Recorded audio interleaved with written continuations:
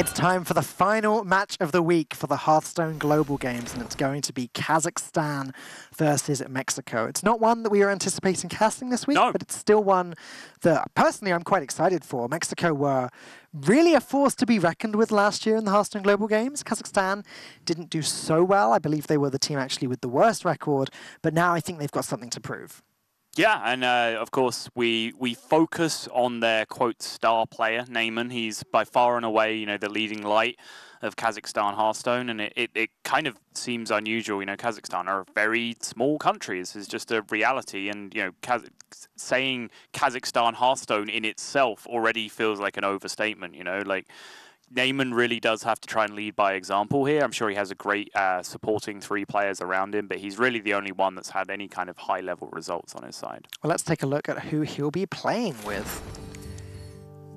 Snowdrop, Limonadic?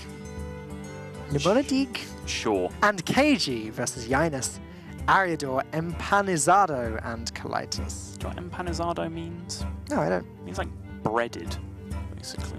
Breaded? Yeah. Okay. Kazakhstan. You haven't been to Kazakhstan, have you? I haven't, no. I thought you might bring that up. Not a place that I have visited on my travels, but it does look like a rather beautiful place. I've also seen Neyman, who's quite fond of a little selfie or two every now and again on his Twitter, posting some very scenic views of various places around Kazakhstan. So it is a place that I'm definitely interested in checking out. If Esports or yo-yoing ever takes me to such an obscure place, then I'll be delighted to go. How about Mexico? I have been to Mexico. How's Mexico? Mexico is too warm for my liking, but otherwise very good food. That's definitely one of the highlights for me. But perhaps not in my top 5 places, but still a very enjoyable trip. Well, you've been to so many places. I would imagine that top 5 is a very hard accolade to achieve. Let's take a look at the picks and bans for this coming series. And we're back to normal, okay? Shadowwalk Shaman banned and Druid banned straight away. This is normality for me.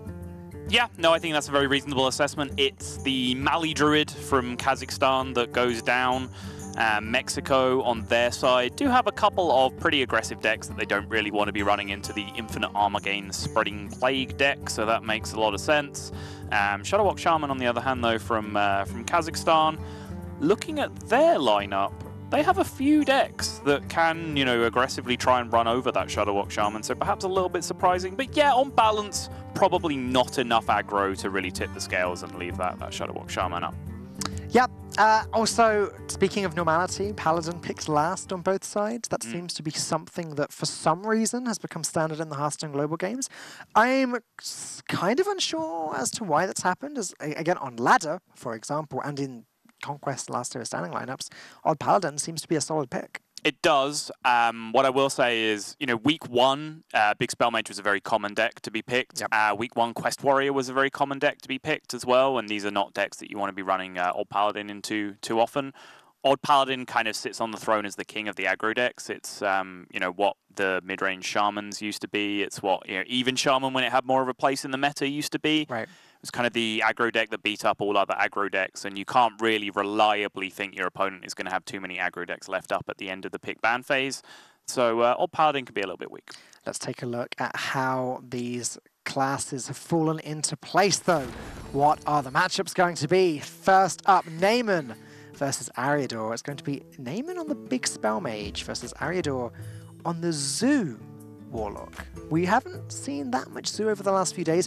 A few weeks ago, actually, I think when we were at HCT Italy, we were talking about how Zoo is sort of the big upcoming deck. It had just risen to popularity since the deck submission phase of HCT in Italy, and we all say, yep, this is going to be a big explosion soon. We've seen a little bit of Zoo in the Hearthstone Global Games, but not really an overwhelming amount. No, and even it's one of the real hallmarks of this metagame, which again, I was talking earlier about how a lot of players are really saying they've enjoyed this metagame and they're excited about the new expansion, but it's not like they're on the edge of their seat saying, oh, please, something needs to change because I'm bored of this metagame. People are still enjoying it, and that's not just down to the fact that it's been a very enjoyable metagame where good players have been winning very consistently, but also because it's kept changing. The nerfs that hit mid-expansion were very timely and very well placed. They hit the right decks, the right amount. You know, Q block was hit super hard, but it's still a playable deck. But the trickle-down effect of bringing other decks into the metagame has still carried on, or the butterfly effect, I guess, would be a better way of putting it, because we're still seeing new innovations of where's the metagame this week, now how do I beat that? Well, then Zoo comes along, and it's like, okay, where's the metagame now? Now what can I play? Then Death Rattle Hunter comes along, and we're still in an evolving metagame with a new expansion right around the corner, and I think Boomsday has a lot to live up to if it's going to emulate the success of the Witchwood. Yeah, but you know what? I have full faith in the team. It seems, at least from my own perspective, that overall the decisions are getting better and better.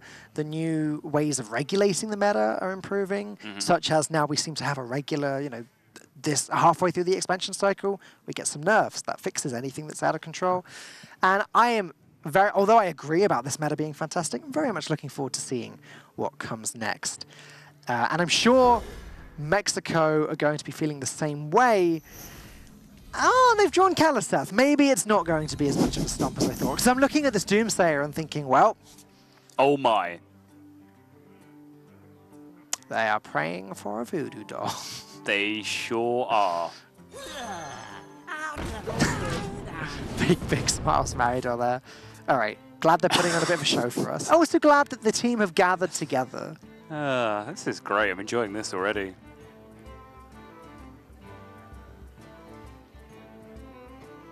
Oh, based Chaki, new lord of the Hearthstone Levers, please bless us with a voodoo doctor on this day. I wonder. Is that how it works now? We pray to Chaki? Well, who else do we pray to? Yeah, Runs true. out on me.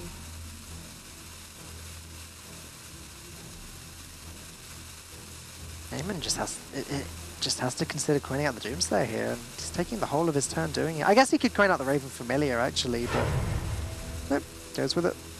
Goes with the Doomsayer. The only way that this gets dealt with this turn is a Soulfire, and it's not necessarily something Mexico would want to commit. However, they are happy to just throw Prince Kalaseth into his death. Yep. Coining out the Doomsayer is kind of interesting to me because, like, naturally, you're playing against Zoo, right? They play Prince Kalaseth, so they're going to do one of three things on turn 2. They're going to play Prince Kalaseth, which doesn't generate enough power to kill a Doomsayer.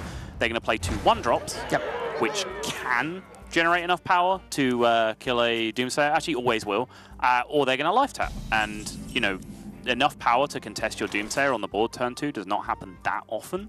Whereas coining into a Dragon's Fury can actually be quite crucial in the matchup. Coining a Blizzard, coining a Flame Strike, all of these things can be very important later on. But I think the tipping point for Kazakhstan was the Raven Familiar. The fact they had that like 1-2 punch to really tempo back out afterwards. And they think they can buy that extra turn back with the Raven Familiar that they lost with the coin. Sure. And it looks as though that is going to be the case. Aridor hasn't managed to draw. We still can. Heal. Not over yet. Oh, unlucky. Is that unlucky? Does that qualify? Why do you think the Librarian first rather than the tap? Does it make much of a difference there? Just given there's no 2-mana cards in the deck anyway now? That's a good point. You're going to play both anyway, right? So there's no real... I mean, are you? Would you? No, because you're not going to play a Flame Imp, are you? Are you going to play a Voidwalker if you tap and draw a Voidwalker? Well, regardless, this conversation's somewhat futile because if you Librarian first, you're not playing anything except Voodoo Doll if you draw it, right? Yep. Yeah. Probably should have tapped first.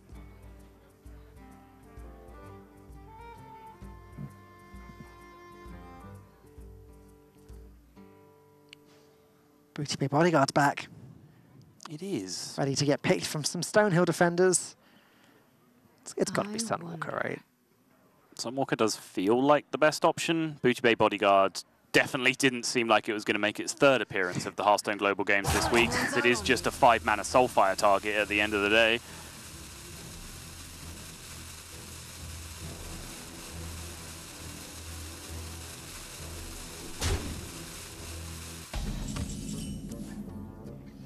Now we are talking. Lifedringer, Happy Ghoul, Happy Ghoul. Puts a lot of stats on the board, especially given the Lifedringer's a 4-mana 4/4 now. It does. Oh, rewinding to the tap turn, actually. If you Kobold Librarian first and you draw a 1-drop, you then play that 1-drop and you have 2 1-drops on the board. Yeah, that's... Whereas if you life tap and draw a 1-drop, you don't. So actually, no, the sequencing is right. Okay.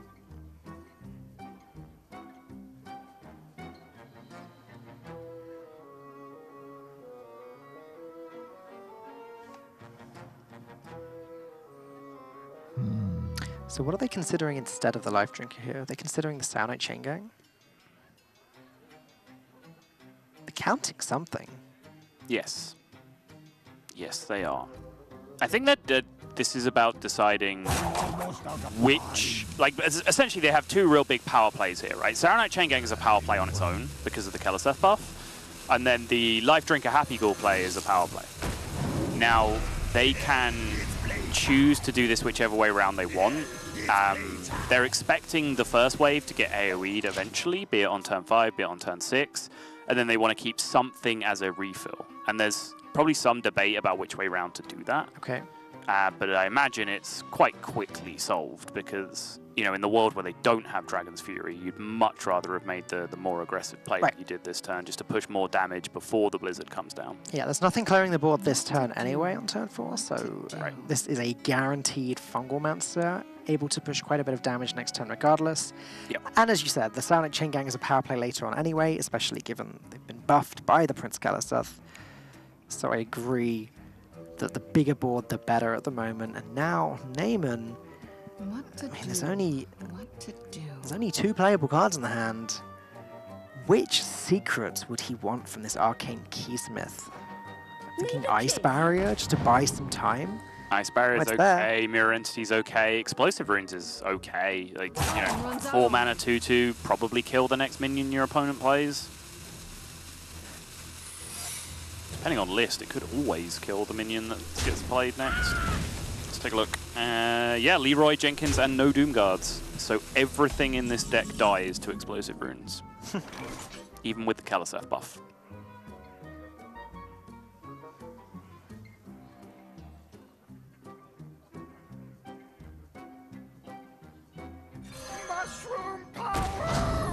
It's going to be all about pushing as much damage as possible this turn. I expect there's no point in trading too much, as Dragon's Fury will usually clear the board regardless. Job's done. Yep, doesn't play around anything to clear the minions here. But now Kazakhstan can just trade the 2/2s into the larger minions that Mexico has to guarantee that Dragon's Fury, even if it were to get polymorph, still clear everything. From there, there will be another turn where Neyman doesn't have access to a board clear, but after that, Flame Strike.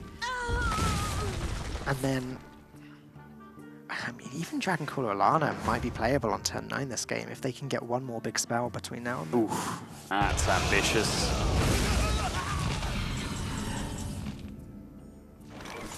This is not a good refill, though. This comes back to the decision earlier, right? They were hoping that they can pick up something more aggressive to be able to play out with Saonite Chain Gang here, but they've just drawn too much expensive stuff. It's just a solo Chain Gang. It's only 6 damage on board. And now that one turn that Neyman had to worry about, that Kazakhstan had to worry about, is just solved very easily with this Sunwalker.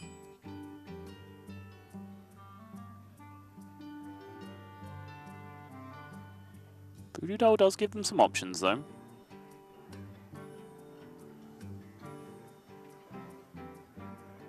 Even just removing one of these is probably acceptable for this turn. Which card is more valuable, though, the Polymorph or the Voodoo Doll? Because Kazakhstan could just, if they're going to deal with one of these Saonites, they could do so with the Polymorph instead, and that uses slightly more mana. Voodoo Doll ping is 1 mana cheaper. What to do? Sunwalker's just looking fine, though. Yeah, I just like the Sunwalker play. I think Sunwalker gives you your best chance of maybe not even having to Flame Strike next turn, which would be the dream, because then on 8 you can Artifice a Flame Strike, which is just so much stronger.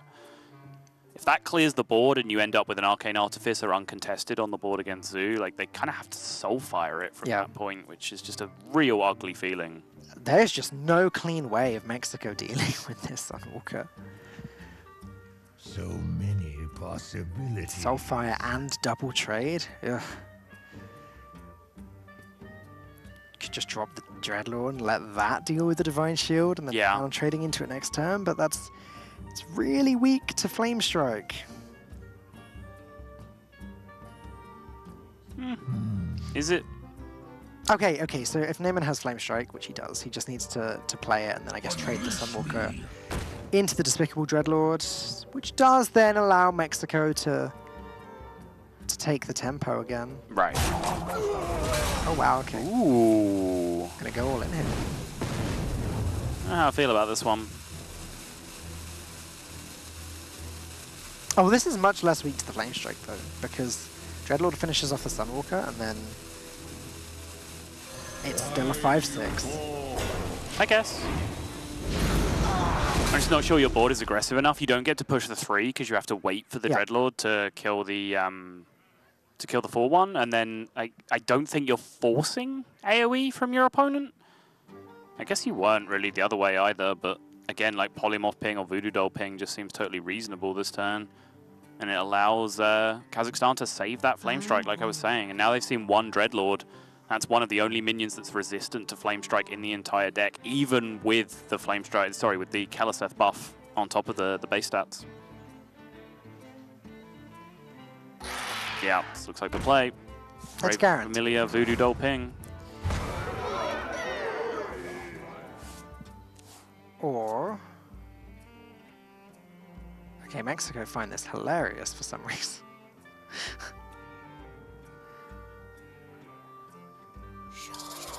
What are they praying for? Ever since they wanted that Voodoo Doll on turn 1, they've just been praying for this whole game for something. Yep.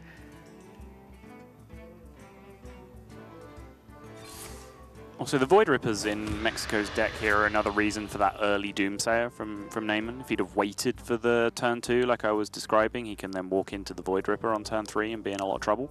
Okay. Do you want to rewind all the way back to that coin Doomsayer decision?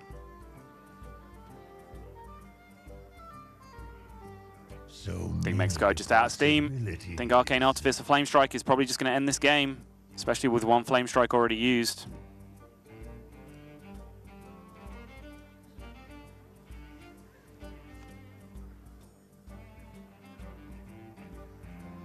Just trying to work out how much they want to commit to the board now, how much they want to play around another board. Clearly they know that Dragon's Fury is in the hand. They sure do. So there are really not many ways to play this turn. None of these minions have health greater than 4.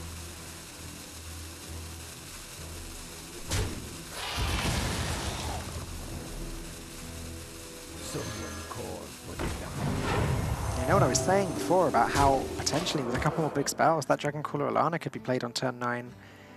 I still think that's a possibility. Reality. It's looking more likely to me now than it did when you first broached the subject. I'll confess.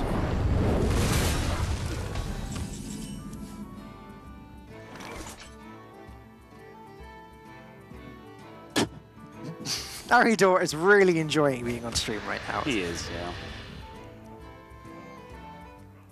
I think his enjoyment just ran out. All it took was that one tap. If you pay really close attention, you can pinpoint the exact moment where his heart broke. There it is! There it was! Thanks for playing, Ariador. I like him. Ariador is my favorite so far tonight. Okay. I like Neyman too, but he's not on camera right now, so... I feel like actually there's a passing resemblance between Neyman and Jaina. No? Not seeing it? If you kind of ignore everything else and just kind of focus on the bone structure and the facial features in the face, no? Sure. I don't think you're convinced. I think you're humoring me. I'm staring at Jaina right now, trying to work out where you're coming from. Okay. Has anyone got a picture of Neyman I can look at just to compare, direct comparison? I will say, last time I cast Naaman on stream, he then tweeted me afterwards and said he was going to murder me because I compared him to an evil genius, which isn't really like shattering the myth that he's an evil genius. So when I've just said that's really extreme, actually. I know. So when I said that now that I've said that he looks like Jaina, I'm actually a little bit scared for my life, like, genuinely.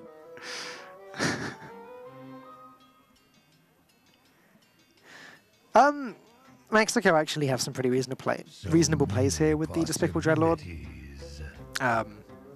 play the Void Ripper first, then trade in the Fungalmancer into the, or Fungal Enchanter rather, into the Tower Creeper, and then Despicable Dreadlord to deal with the Artificer, which would be a 2-1 after Void Ripper.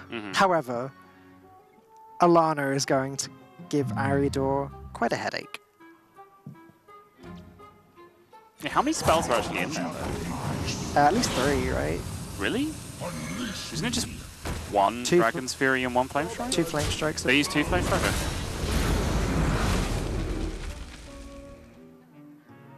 Maybe 3 isn't enough here. I guess there's no real reason not to play the Dragon's Fury this turn, given how small Mexico's hand size is getting. Like, I've got a pretty good reason not to play the Dragon's Fury this turn.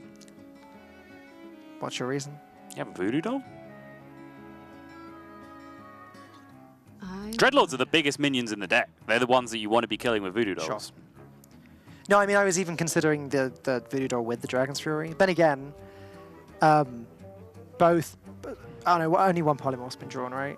Yeah, okay, so Dragon's Fury could still get a Polymorph. So yeah, I mean, if Naaman wanted to guarantee the clear here, he could go Voodoo Doll, Dragon's Fury. But why do you want a Dragon's Fury a 4/4? You're at 26. Yeah, I guess. Just my counter argument would only be, how does Naaman deal with Dragoncrawler Alana with 4? Sorry, how does Ariador deal with Dragoncrawler Alana with 4 5/5s? He just doesn't, right? Sure. This works just as well, though. It's a struggle for Ariador to even get past this Barongeddon. And by it's a struggle, I mean it's impossible.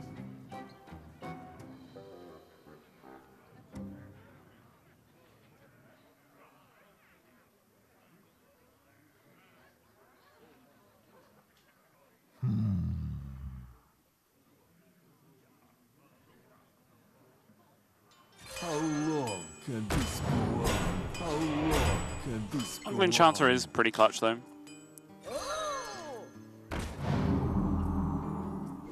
Allowing that 4/4 to get out of range. Now the Barongeddon just kind of has to do its little work.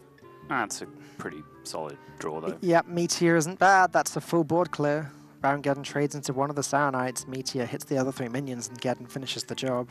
Yup. I wonder. Yeah, again, the only other option is Dragon's Fury, but it's just not necessary here. No. Unless you roll exactly the second Polymorph. Polymorph, Yeah. then it's amazing. But the thing is, Kazakhstan don't need amazing here. No.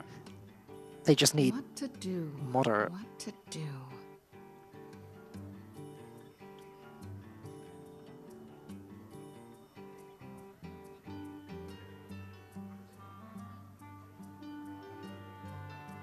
Time runs out on me.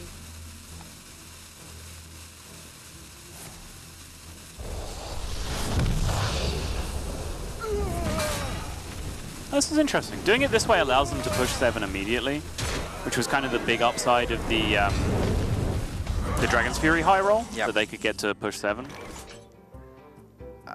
So now the Barongeddon just has to be dealt with because it's threatening lethal. Yeah. It's very important. 1 Soulfire has been played from Ariador, right? Yes. Okay. There's the other one. That's 15. That is 15. 15 is... What? Did you see that? I did.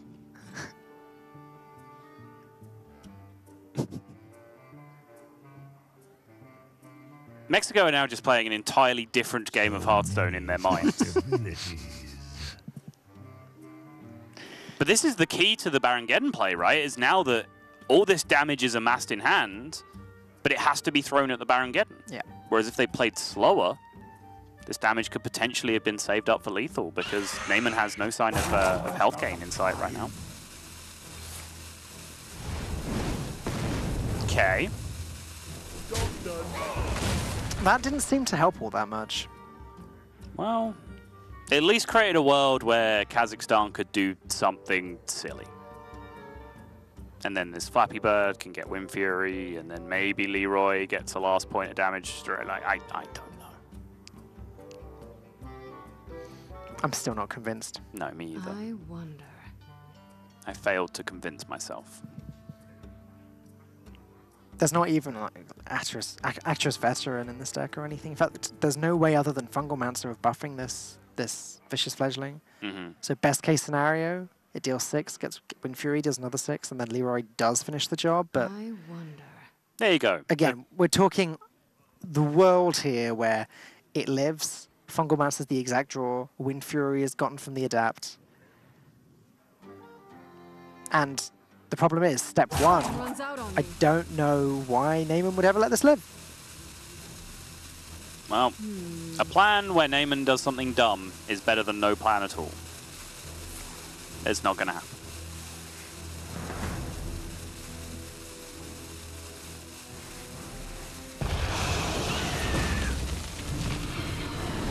And a great deal of the healing cards have already been used by Mexico.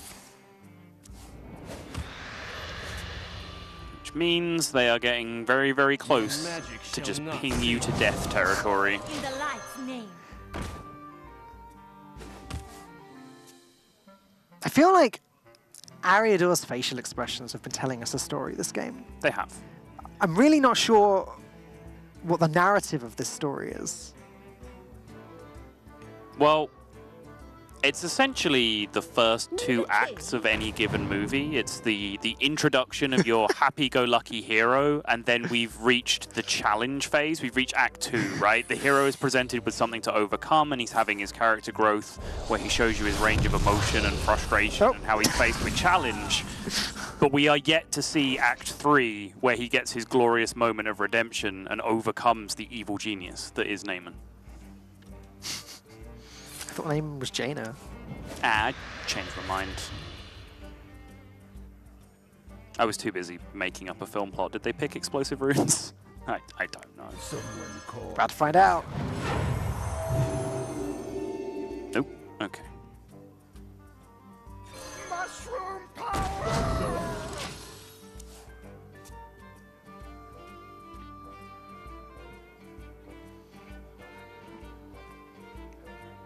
Okay. Kazakhstan haven't won yet, No. and they don't have a way of clearing the board right now. No. They can, again, just threaten lethal next turn, What to though. do? Oh yeah. Which means that, again, damage has to be sent into the minions and not to the face. Awaken. That's quite a lethal threat. Oh, I hadn't actually counted. I didn't know that was lethal. Is there nothing? Okay, I guess this is Vaporize or Barrier. Yeah, okay. Must be. Oh, at least Mexico gets to play their Leroy without the downside. Yeah. Easy. Not the Librarian without the downside though, as eventually, finally, Neyman wins game number 1 in what was looking like pretty much of a landslide win. Very close to the start. That's something we are getting with a few of these Hearthstone games today, is that like the Taunt Druid and the Cube Warlock earlier, the game was over a lot sooner than the game was actually over. Yeah.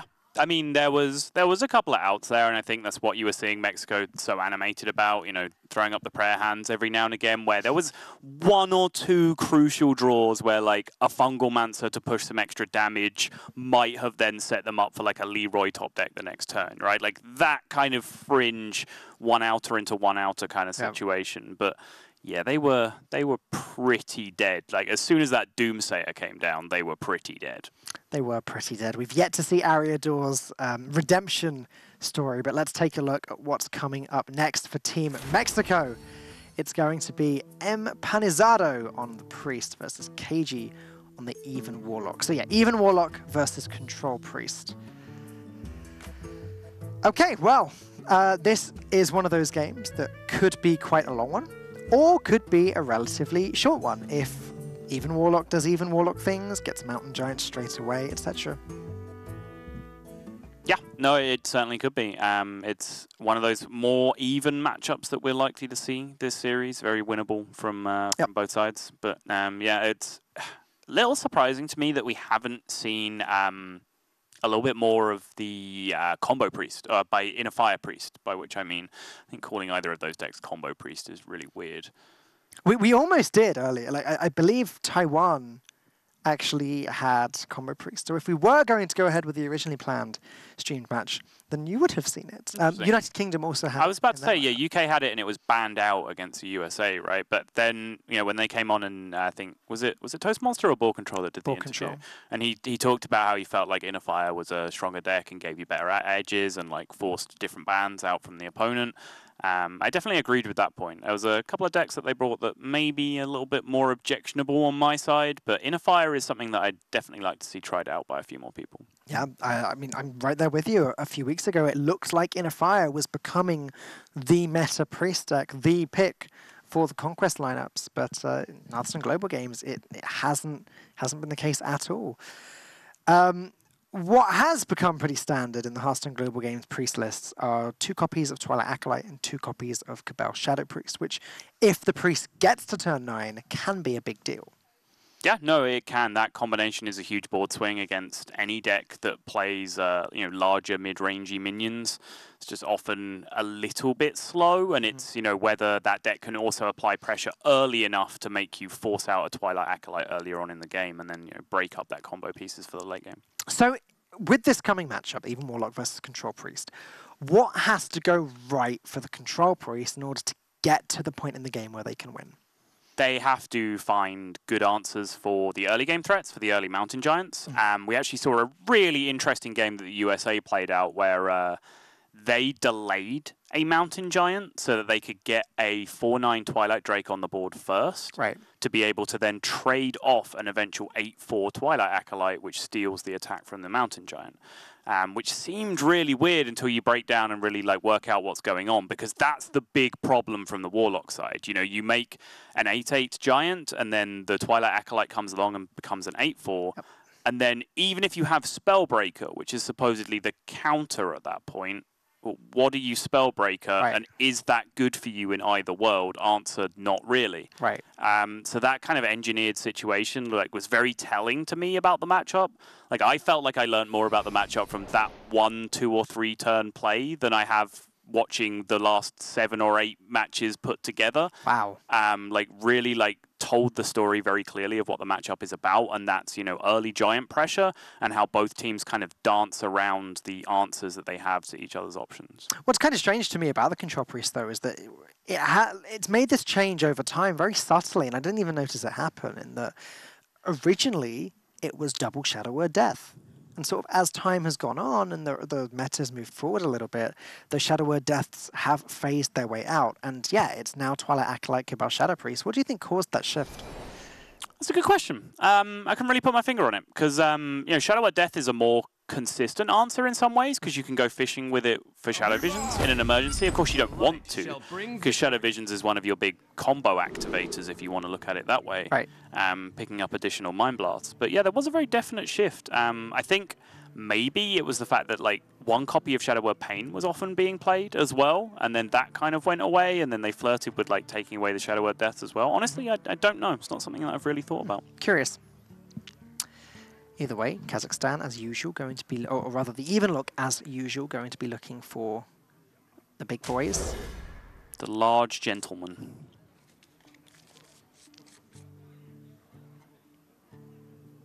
Throwing away everything in the hopes of finding one.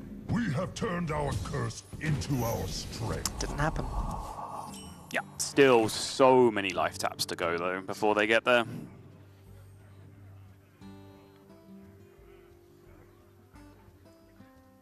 Have you mathed it by any chance? Chances of getting a Mountain Giant by turn 3? Is someone injured? It's 30%, I think. Okay. Somewhere around there.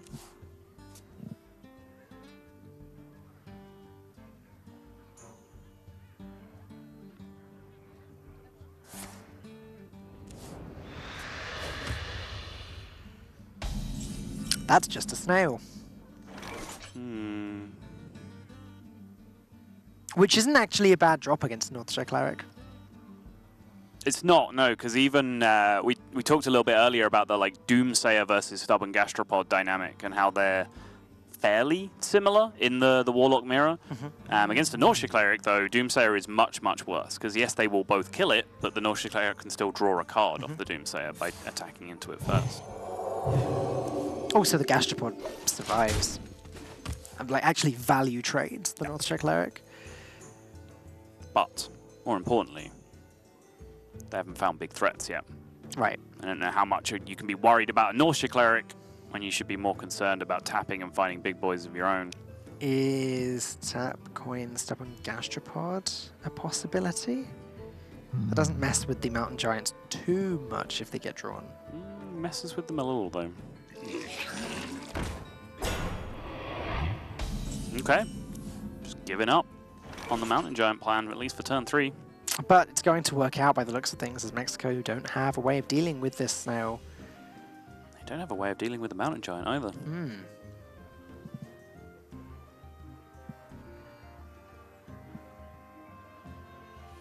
I don't mind it though, they do probably have a little bit of time from here, Kazakhstan. If they can deny the card draw, then they feel they can, you know, transpose that advantage into an extra turn or two to find their first big threat.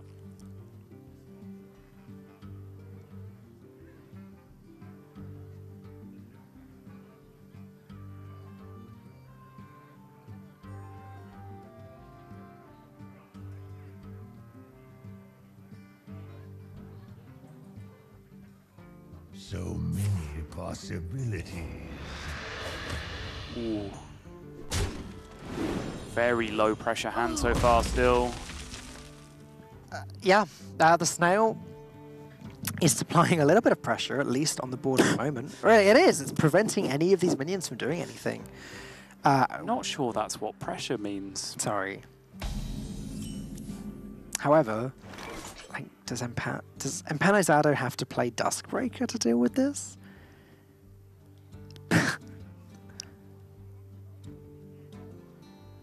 It's just kind of sitting there, preventing Mexico from doing anything. Yeah.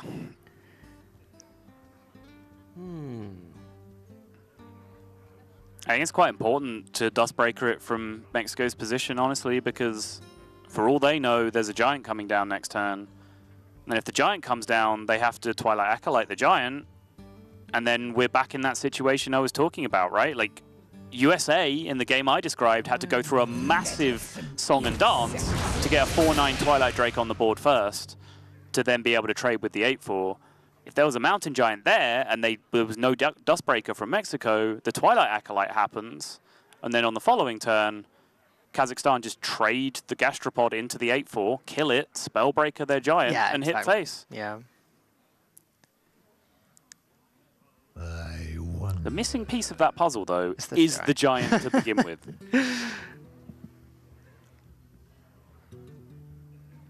I wonder how much of a waste the Hellfire is this turn, just to get rid of the Dustbreaker. KG needs to play something to make room in his hand, and it does upgrade both Spellstones.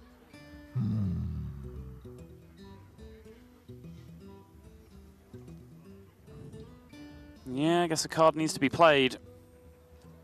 Shroom Brewer is very valuable in the matchup to be able to rebound your health later in the game. Otherwise, you could think about just like dropping it out here to contest. Such a slow start, though.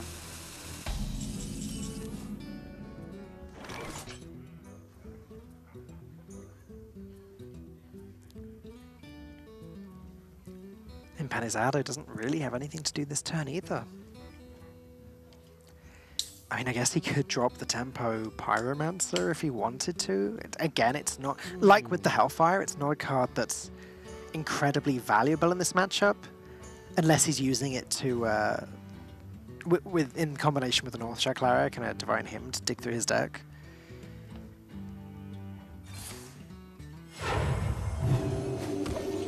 Just gonna pass for now. I think one of the hardest skills to learn in Hearthstone actually is when you've got plays but none of them are good, just don't play anything. Yeah. Shadow Vision's one of those cards that gets better the longer you can wait to use it. Sort of. I would argue that if there was already a Mind Blast in the hand, maybe you'd be in a little bit more of a hurry. Because if you draw the second one, suddenly the Shadow Visions becomes much worse.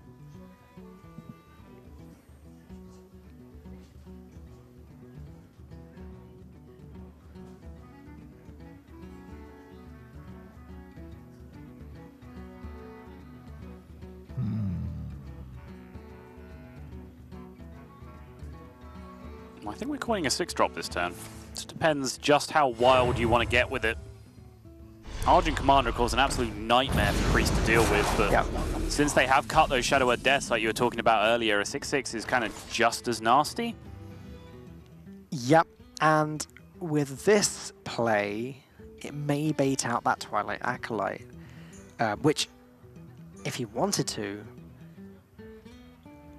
the Warlock could just trade Argent Commander into the Twilight Acolyte. Yep. I must consider.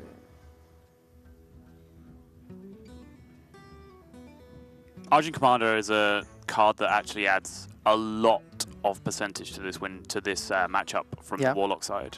It's just huge. Like you're quite often, you know, even if you get the early Giants, you're quite often just a few damage short at the end of the game. You know, by the time they've panicked for a bit and Twilight Acolyted your Mountain Giant, and maybe you've forced, you know, one good Giant smack through before they've dealt with it, and then they've Psychic Screamed away your board. You just quite often end up needing that final push. Right. Argent Commander is just really clutch to deal, you know, 4 to 8 damage later in the game. So would you say it's too important to use now?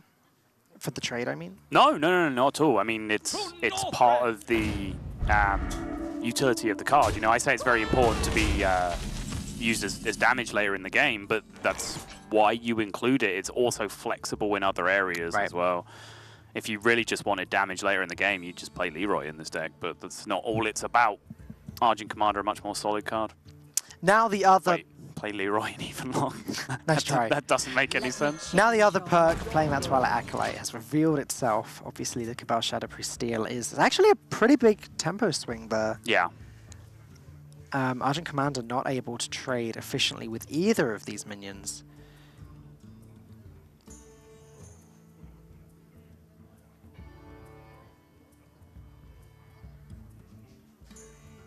KG could play the Homunculus and then the Spellstone to deal with one of them, and I guess go face again with the Commander, but really not much is getting done here. And KG would prefer to keep his health total as low as possible for now, so that he can play that Hooked Reaver and then heal up later.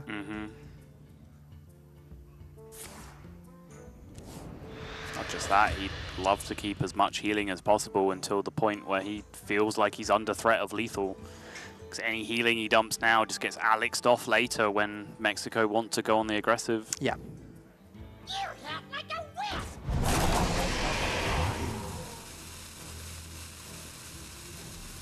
KG just hasn't had the aggressive start that he needed. Nope. It's not in there. No!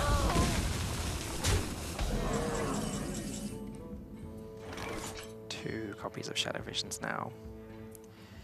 Oh boy. So there are now a lot of possibilities for Mexico, one of which is just play them both and pretend he's got 4 Mind Blasts that Kazakhstan has to play around. I must consider. You just wouldn't, though. I think from I wouldn't play around 4. From the Warlock side, it's just like it's how long can you stay out of range, right? Of 22, you just can't.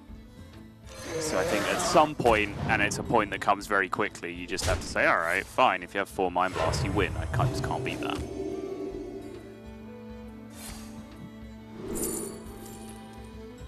Well, we're a quarter of the way there.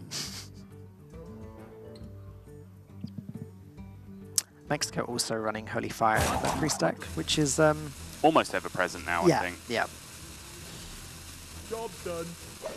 Just even greater a chance at having a lot of face damage at any given time. And now that one Spellstone's been used, Empanizado may consider just dropping Acolyte next turn. Acolyte? Alex Strasser, that one.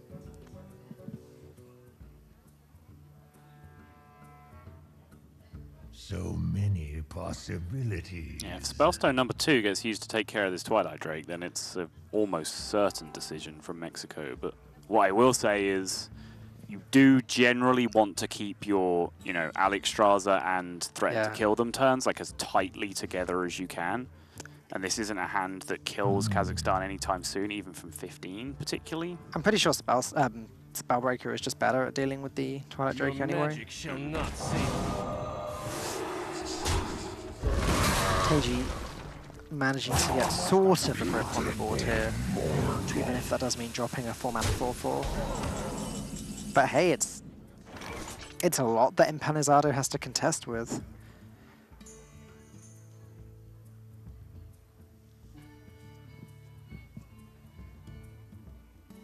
That said, Alex and GoFace would put Kazakhstan down to 13. I wonder.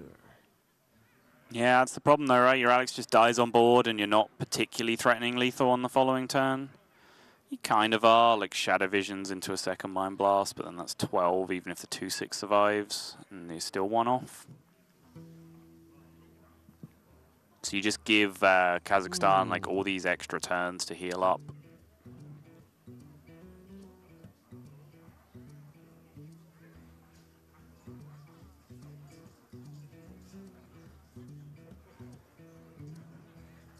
Can't say my brain is bustling with other ideas though. 1-1, by the way, Taiwan versus Thailand, the game that was originally scheduled to be on stream, but we had some delays with that one, so it's been shifted to the off stream, and now running 1 game apiece. Bit of a whiff on the Shadow Visions there, and Empanizado having to play it as well, so that does reduce the maximum damage output that KG knows that he has to play around. Right. But Pyromancer play to claim most of this board does seem like the way to go.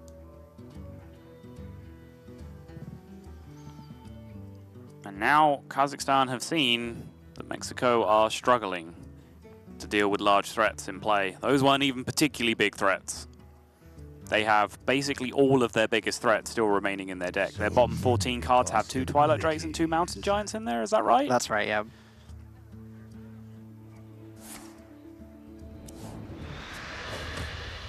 Well, there's a big threat. Warriors of the frozen wastes. Yeah, a big threat worthy of a Psychic Scream by the looks of things. Doom Pack not a winner. And second Mind Blast drawn, putting a cap on the damage output, at least in a single turn. And with Gul'dan now drawn, single turn damage is a very big deal. The first Mind Blast did come from the first Shadow Visions, so there is still another one floating around in the deck somewhere. You are correct. I spoke too soon. And there's also the Holy Fire, so actually... But it still caps the single turn. Yeah, of course. If you were to draw both Mind Blasts, it's still like Holy Fire doesn't really make a difference. Right.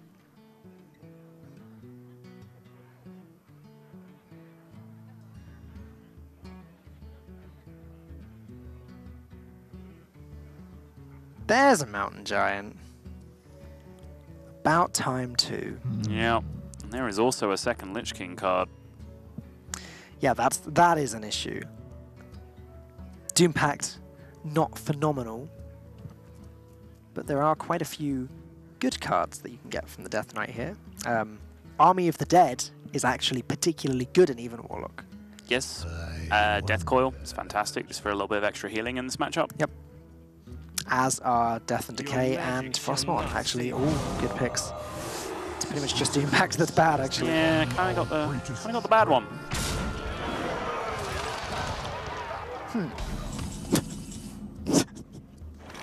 You enjoying that?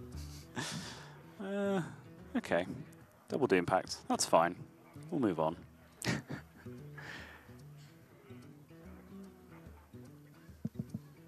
They are going to run into some hand size issues with this Lich King, especially since it's giving them absolute bricks with the Doom Pact. And it's around this point of the game where Evenlock quite often says that they don't care about burning cards anymore. You know, if they have Gul'dan in hand, like, who cares? If they have Gul'dan in hand and a Hunter Secret in play, then all the better. Where is this Hunter Secret card? In this situation, as we mentioned, that the bottom half of their deck is just so dense with threats that they're probably a little worried about, you know, burning additional Mountain Giants and Twilight Drakes here if they're not careful.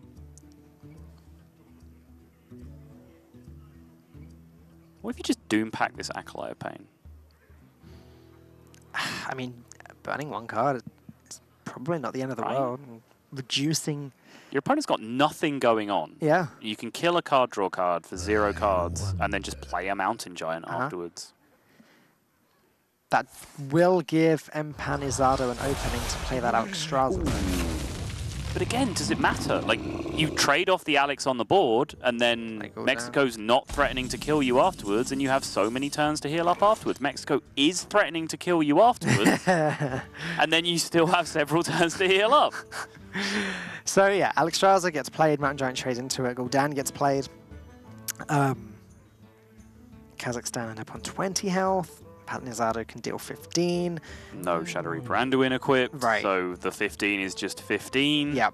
They then go Shroom Brewer the next turn. They Spellstone something the turn after that. There's just that big gap between the Alex and killing them that's so important. Honestly, I just don't have a better plan, though. That's the issue, isn't it? Yeah. Like, what else are you going to do? Drop Twilight Drake? Yeah, great, because if Alexstrasza doesn't do anything, then Twilight Drake definitely doesn't do anything. Yeah. Yeah, the Doom Pact on the Acolyte, pretty solid. Quickly.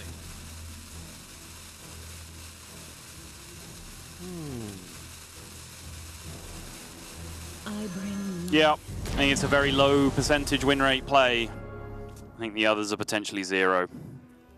So I don't blame them for it. I just noticed Tainted Zealot Spellstone as well. And now a little bit of Sick came up. Only a fool would... Yeah, that's 4 mana, deal 8, heal 8. Kazakhstan now have more health than they had before the Alexstrasza was played, and a better board.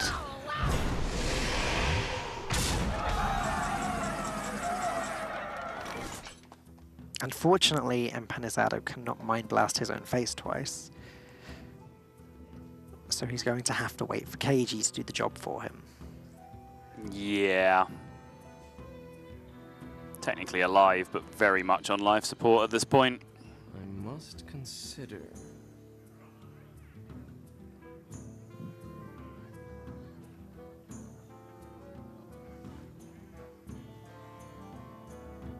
He's alive by the margin of 1 or 2, depending on what he chooses to Holy Fire versus the Hellfire in hand. I must consider.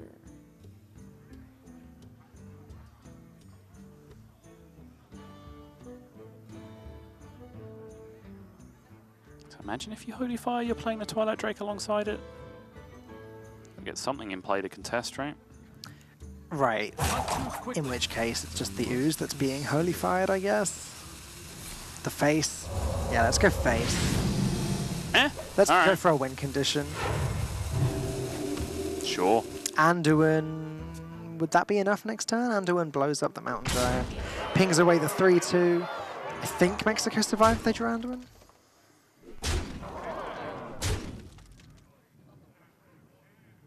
But now they won't. Blood and shadow.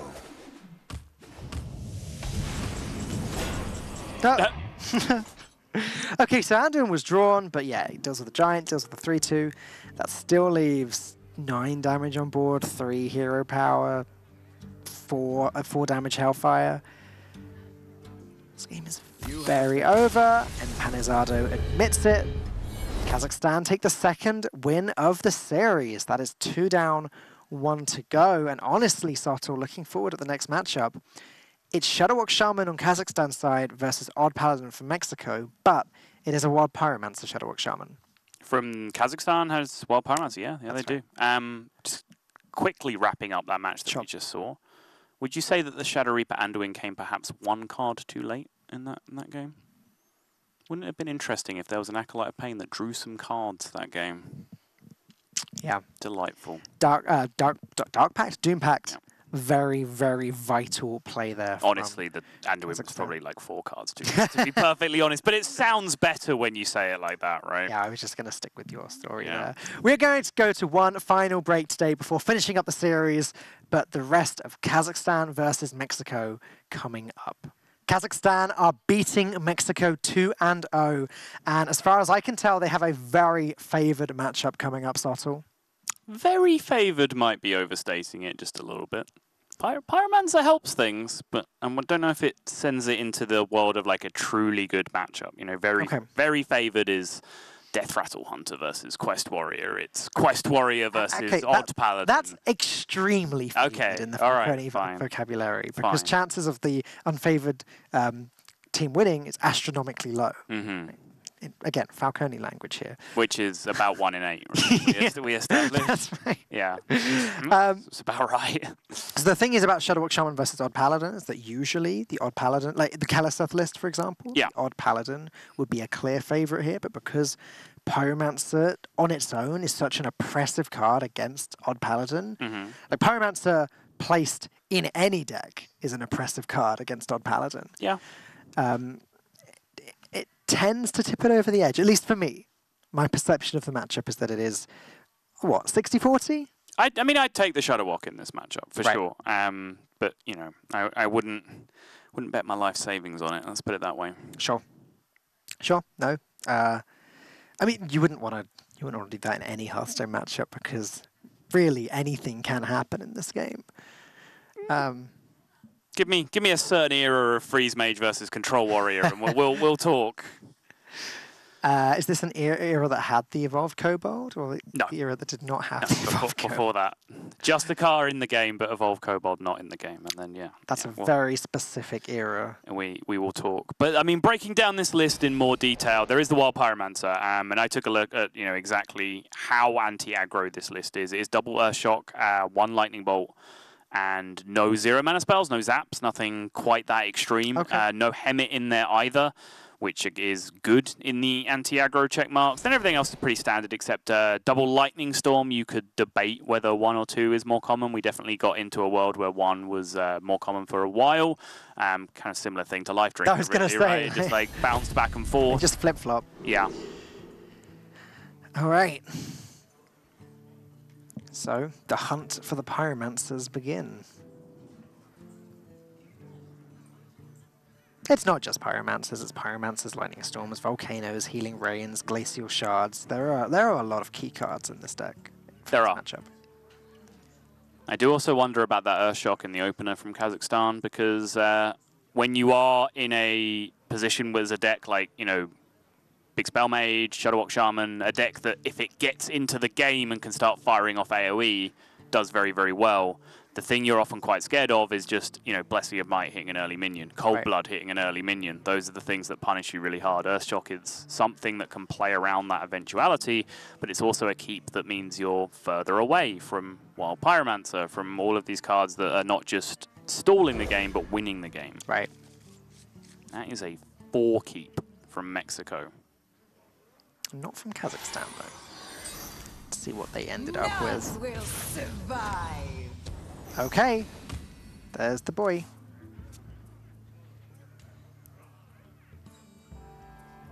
No spells to combo it with, though.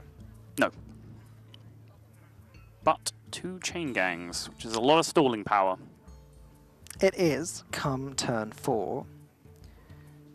In the meantime, Kalitos can do some work. Yep. Righteous Protector, Blessing of Might combination is exactly that kind of scenario I was talking about. Very, very difficult to remove 1 mana for 1. Weak to Glacial Shard, though. Let me think. I guess temporarily weak. I was going to say, is it that weak? Quickly. The light dim. Lorinda's mentioned this a few times over the last week or two, but I mean, this type of turn begs the question: do we really need less time for our opening turn? That was one of the trickier turns in this matchup, I think.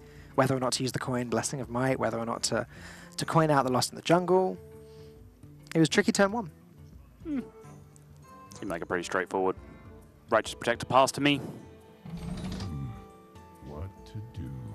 2-1 now in our off-stream match. Taiwan versus Thailand.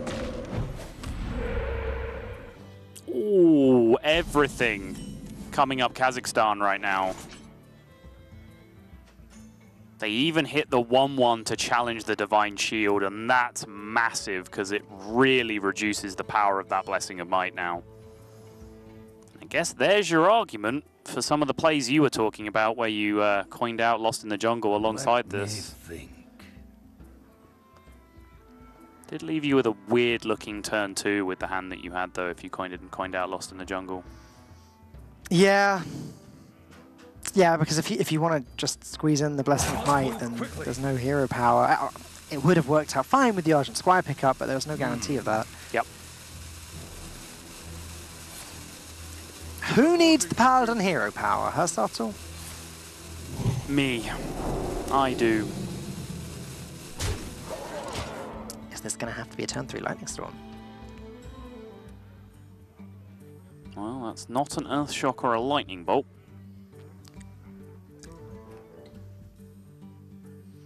Problem is, a turn 3 Lightning Storm just means nothing happens on turn 4 for Kazakhstan. But I wonder. Is that the end of the world? Like, what's the worst Kazakhstan are going to have at the end of turn 4? A few 2-2s? Or a few 2 I mean, yes. But, you know, here's the problem. You trade in Lightning Storm this turn, and then Paladin has their turn 3. They play some minions. You do nothing because you can't do anything. Right. And then Mexico's turn is then their turn 4, and they coin Fungalmancer. Sure. And yeah, then you're in trouble. They do have the Volcano to follow up with then, but then you're just stuck in a loop, right? Yeah, like yeah. the first turn after the Lightning Storm, you've got to do anything, you're then casting Volcano. Yeah. You're just putting yourself right back where you started. Yes, you can then follow that up with Chain Gang, but it seems unpleasant. Just doesn't even want a 1-1 in his hand. So forget about this thing. It's just useless hand space. And it is. Yep. No, I agree. I doubt there's any point in this game where we're going to be saying, oh, if only they had a 1-1 in their hand. All right, I'm going to look out for it now. You should. Eagle eyes on the case. Reporting for duty. Okay, well now it's got to be the Lightning Storm turn. Unless, again, Earthshock or Lightning Bolt is drawn. Yeah. Because now coin level up comes into play. It's also it's just a nice clear. The Zola can value trade the Argent Squire, and Kazakhstan still will have a 2-1 on the board after the Storm. Right. As great as a Saronite would be this turn, like you said, level up, Fungalmancer would trade very well with the Saronite. You know what? I'm starting to lean towards Saronite. Really? Yeah. I'm not sure Storm solves the problem. Would you not just lose the game to level up, though? No. I don't think so. How much do they push? 6? 7? Yeah, but they also have the big board that Lightning Storm doesn't necessarily But do. you have Pyro Lightning Storm the turn after that into Saronite Chain Gang again the turn after that. You have an uninterrupted curve from that point. See, my problem with that is that you're then using 2 of the premium board clears at once to deal with that board. Yeah, Whereas no, that's fair. In the meantime, Kazakhstan could just continue to use 1 at a time. I don't even think... no, they do. I was going to say I don't even think they need to clear up this board, but they do, because there's now 4 1-1s there, and level up is again adding 8 damage to the board. Yep. And now, because they didn't go with the Saronite before, they now have to go with the Saronite, which means Fungalmancer is just as juicy as it was earlier. But they can't. They stormed last turn. They have 3 mana. So it needs to be Lightning Bolt then, really. This was the problem the whole time. Move quickly. It just gave them a very, very awkward curve. Oh, Overload is hard to work out, isn't it? Yeah. That was the problem they were going to run into, though. It only felt like it's only worth playing around level up on that turn if you can continue to play around level up for the foreseeable future, right? For at least like the next 2 turns, let's say. And just by storming there, it just didn't really look like they could.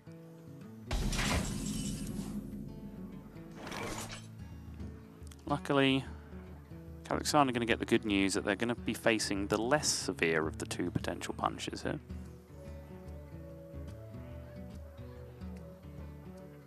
So let's see, 2, 3, 4, 5, 6, 8. And Fungalmancer pushes 4 more. It's 12. Meaning Kazakhstan will go down to 8. Leroy wouldn't be threatening lethal from hand on the following turn.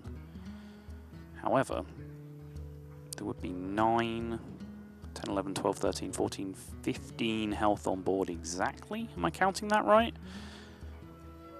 I wonder.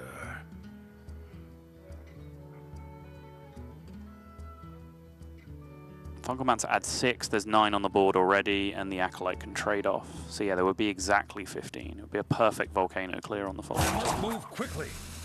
Mushroom power!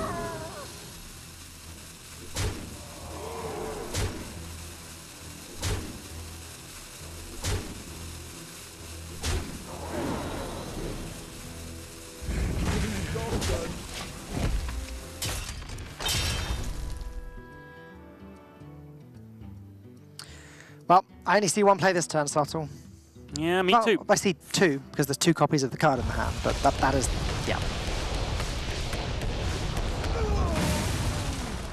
Still, this Pyromancer has been absolutely stranded in hand, but speaking of stranded in hand, Baku. this is about as stranded as an odd Paladin hand gets right now. Yeah. Out of my jungle! Another Righteous Protector here would be okay, actually, just to fit in the entire curve. I think he'd rather have a Tarim. Yeah, okay.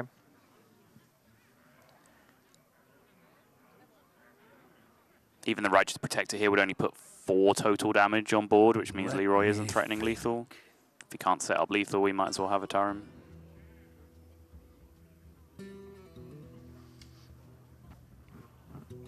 Well, we wait with anticipation as to see what Mexico are quite so excited about. They seem to have a very difficult decision here. Yeah. Let me think. I must move quickly. Unfortunately, we can't tell you which the 3 taunts are. But given that Tarim was the pick, we can expect that they were 3 premium taunts there. Okay. Farsight, finally, a playable spell for Kazakhstan with that Wild Pyromancer. Not sure it's the play this turn, though. They will fear Tarim, but again, how many times can you play around Tarim if you commit to just trying to play around it every single turn? Right. If you played Chain Gang here, Tarim still isn't that bad for you. I think this is the turn where they just have to sort of... Well, they have to get on and play the Saronite Chain Gang. Because all game now, there's been turns where it's been potentially okay. Yeah. But it's sort of now or never. Tarim now pushes 3 damage. Leroy is still sitting in hand. Where are those healing rains for Kazakhstan? Ooh, that's scary. It is, although, like you said, Mexico's hand is pretty stranded. Yes. And so that's not as scary as it could have been if Mexico were actually able to play their cards. It's very true. It's still 3 mana draw 3 though, which turns a stranded hand into a non-stranded hand at least. Right. They'll give them some playable cards, most likely off the top here, just some extra 1-drops and things they can play if they want to set up for that Tarim. They've already seen 1 Storm, 1 Volcano. They're entitled to be thinking they're entering the phase of the game where AoE is hard to come by for the Shaman. But they are about to go into the Hagatha turn. Ungoro belongs to the Titan.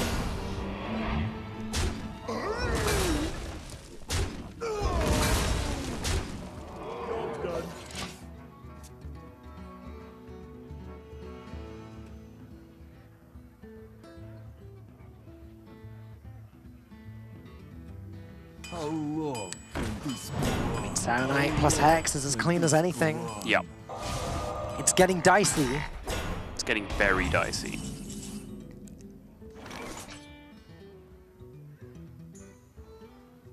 Again, not the most explosive Divine Favor you can come up with this turn.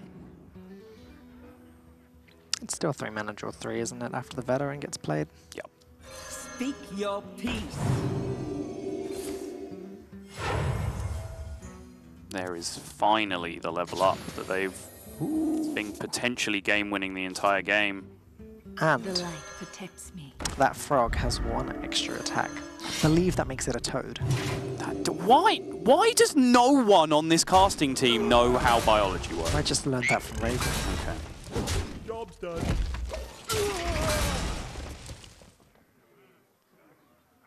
Well, you've got all the pyros you could possibly need, Kazakhstan. But that's lethal on, in Mexico's hand. Leroy plus that weapon is 8. They need the healing rain. They need specifically pyro healing rain this turn. Or Hagatha, I guess. Hagatha would also be fine. They do have the Farsight, though. Yep. I don't believe any ooze has been played, so Shadow Walk isn't good enough. If they Farsight first, they can hit the Hagatha. If they Pyro Farsight, they can, from their perspective, take care of the board with a quite high percentage. But we can see nothing's good enough apart from the healing ring. Well, that counts Hagatha out. Life Drinker!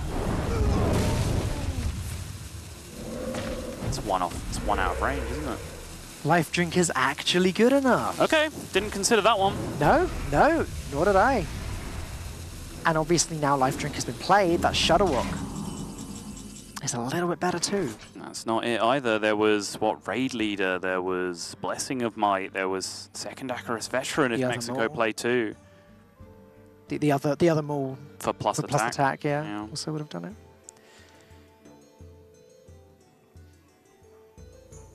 Let me think. Oh boy, this is getting real close, isn't it? Reporting for duty. Oh yeah. And now, The light dims.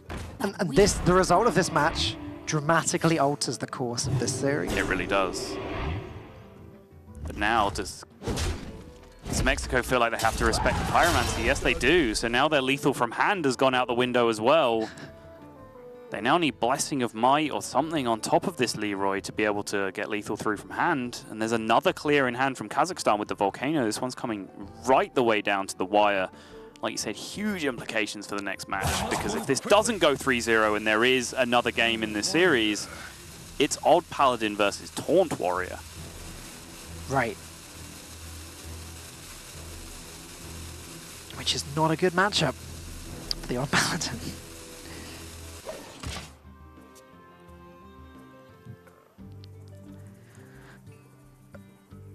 Lightning Bolt's almost a board clear with the Pyromancer. Doesn't quite get there. No. We can see that it is enough, just. Still no healing rain. What to do? No Glacial Shards yet either, I don't think. Lightning Bolt Pyromancer is slightly better because of the less overload, I think. However, now, if they go Pyromancer Lightning Bolt, it's just lethal. Because the 3 damage that remains on the board with the Leroy.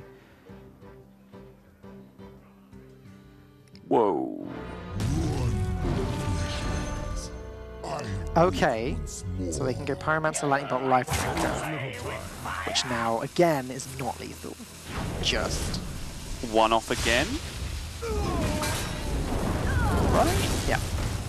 Oh, No, no, very no, not no, fair. yeah, okay. I was only thinking one health minion died for some reason.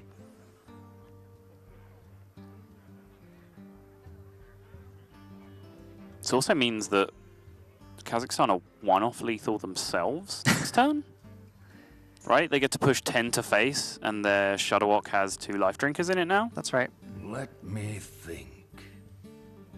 But I think most importantly, as you said, Shuttlewalk has 2 life drinkers in it now. That means the card heals for 6. Yes. Yeah, Two. that's the end of the point. Two swings of Vine Cleaver plus a 3-2 is, what, 11? Plus Leroy is 17, and Kazakhstan can go up to 18 next turn. Oh, this one has really gone down to the wire. However, there are also Move quickly. there is also the remainder of the board after the fact, right? So this would still be lethal, because they can't take care of the board state as well as play Shadow Walk and heal up.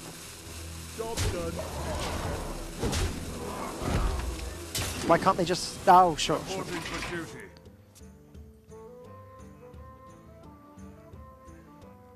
They go to 11 next turn. There's 2 on the board. Right? There's no mind control tech, there's no glacial shard, there's nothing like that inside the Shadow Walk, right? I don't believe there are, no. And they're overloaded for 1, so they don't get to play double walk even if they get the bounce. I wonder. Volcano's no good due to the Leroy in hand. It looks like... And they're 1 off lethal. Looks like Kalitas has done it. Hagatha was not drawn, Healing Rain was not drawn. Neither Earthshock was drawn. As you said, the One was thrown away from the opening hand as well, remember? Yeah. I have no idea how different this game is if they didn't Lightning Storm when I suggested it. They obviously would have taken a lot more damage earlier. Yep. But they could have probably prevented more damage over the next couple of turns with a smoother curve.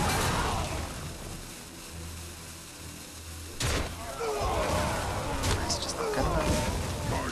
Unless we've forgotten something that's inside this Shadow Walk. If they had 1 more mana, Yep. obviously Shadow Walk would have been lethal, just the life drink on hand would have been lethal. Yep. But no, that's it. 6 damage on board, 6 damage in hand, even more with the raid leader as well. Mexico look absolutely thrilled with this as they just about edged their way to victory.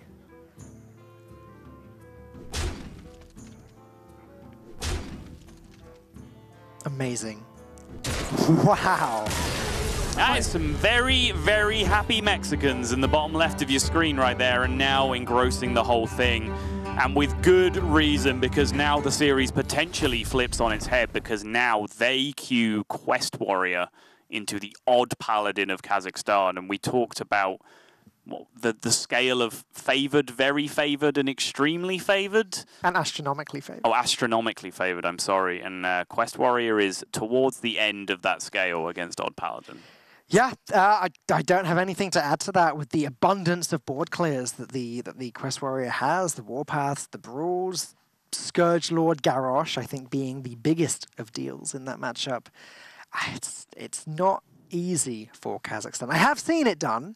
I have seen I think even in the Hearthstone Global Games, once or twice, we've seen odd Paladin win this matchup, but it's not a common sight. I think Netherlands won it off stream. I've received that piece of intel, I believe, from Tyler, but I didn't get a chance to watch it myself. I don't know if it's ever happened on stream for us, on an HGG at least. I don't remember. I thought it had. I may be mistaken, but it's not something we see every day. But again, it's something that's possible. A conversation that we always bring up when we're talking about Quest Warrior is the quest. And although it's not really a debate nowadays, do you keep it, do you throw it? What is the situation with the odd Paladin matchup? Do you keep it, do you throw it? You keep it unless you have the Death Knight in your opening hand, and then you can throw it away. Okay. Simple explanation is that, once you have the Death Knight equipped, then you have full control of the matchup. But if that happens too late, Paladin can put you in a position where they do outvalue you. So without that quest, because Quest Warrior is so low value now, like no Ali Armorsmith, right. No Dinosaur Guys, no Curator, no Primordial Drake, none of this stuff. You just can't outvalue pretty much any deck without completing that quest. So I think it's very rare that it's right to throw it away. You can react to an opening hand that is just high value enough, but that's pretty much exclusively the Death Knight. Okay, so keeping the quest is correct, apart from when the Death Knight's in hand, sure. It makes sense. I mean, just drawing that card makes a big, big difference to or boosts the win ratio even further, I should say. Assuming the warrior can live until turn 8, which it usually can, because again, Warpaths, Dry Risker Armorers, like there's every single tool in this deck feels like it was cherry-picked to beat the big wide boards of Odd Paladin. After this next matchup, though, after Odd Paladin versus Quest Warrior, if we get that far, which we probably will, it's going to be Mid-Range Hunter from Kazakhstan versus Malagos Druid from Mexico. Now, if it's Death Rattle Hunter, big favorite. Yeah. I don't know what the mid-range... I don't know what mid-range hunter is nowadays, honestly. It's Spell Hunter with minions in it, Falk. That's what it is. Sure. Yeah. Okay. It's a very fitting description if you do or don't think about it, whichever is more appropriate. Anyways, Taunt Warrior versus Odd Paladin. There's Blood Rays. Didn't mention Blood Rays though when I was talking about the abundance of board killers, but that's a big one. Nope. Yeah, I think Raven and I cast a series on week 1 of Odd Paladin versus Quest Warrior where it was turn 8 or 9 before any warpaths were drawn. There was no Death Knight. And then like that one warpath just kind of ended the game, and then we realized that there were just 2 Blood Razors in the deck the whole time as well that we just hadn't really mentioned. It just goes to show how favored a matchup this is.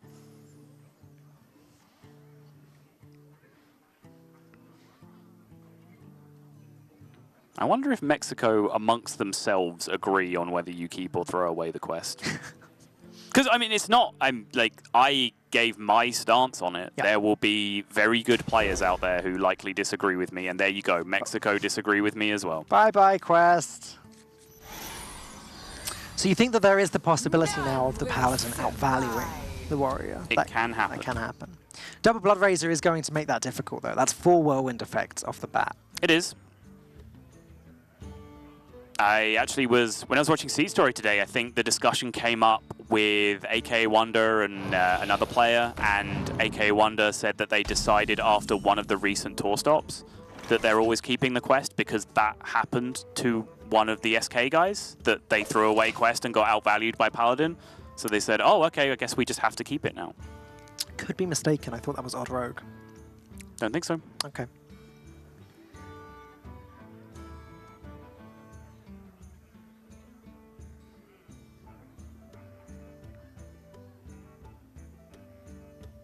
Well, if Warrior's going to throw away the quest, then there is a lot of hero powers in their future.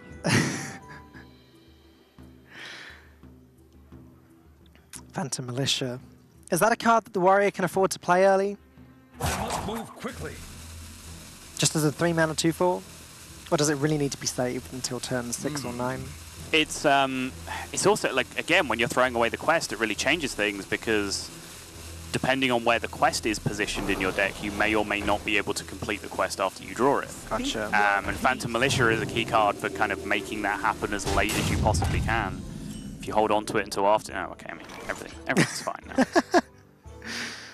Don't worry about it.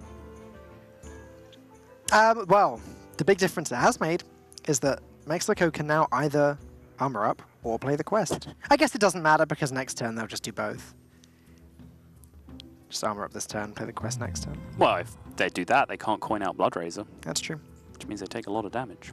But then they just coin out Blood Razor and worry about the quest later. Like, they don't even need to think about the quest. Hey, they threw it away. They don't want to talk. They don't want to think about the quest. But now that they've drawn the quest, it's got to be worth the conversation. I mean, as far as they're concerned, that's a bad draw.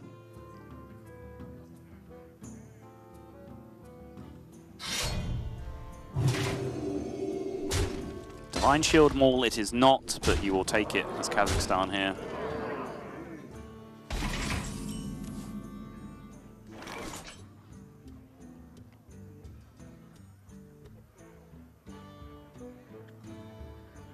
The attack was reasonable that turn. Sunk in a lot of extra damage, especially if this Blood Razor, well, this Blood Razor sort of has to trade because it's going to take, because Giannis is going to take the damage next turn anyway, even if he doesn't. Yep. But now just look at the state of the game from this position. Like, Kazakhstan need a big draw this turn. That's not it. That is a turn too late. They have now 0 refill that resists this second swing of Blood Razor. So no matter what they do, they're going to be an entire Tark Reaper behind the game next turn and coming back from behind with a hand that has 2 Fungal Mancers in it. Yep. Game 5.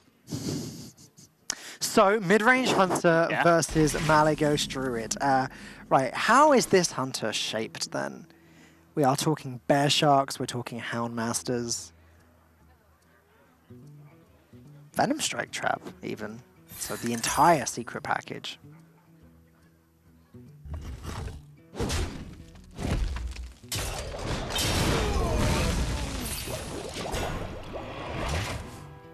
Meanwhile, back in the game of Hearthstone that is actually happening, I do wonder about that sequencing. There might have been a point to get a point attack. No, that's dumb. It doesn't matter. It can always trade into a minion next turn if it needs to. Forget I said anything. That's stupid. It's getting late. It's actually 9 o'clock in the morning, Zot. It is, I know. I wonder.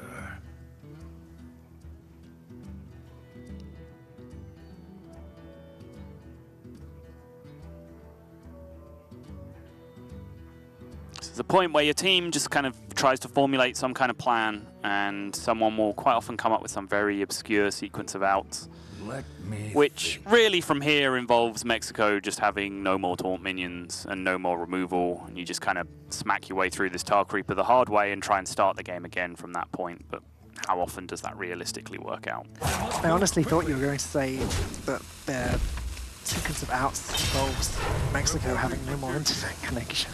I mean, I guess that's the thing.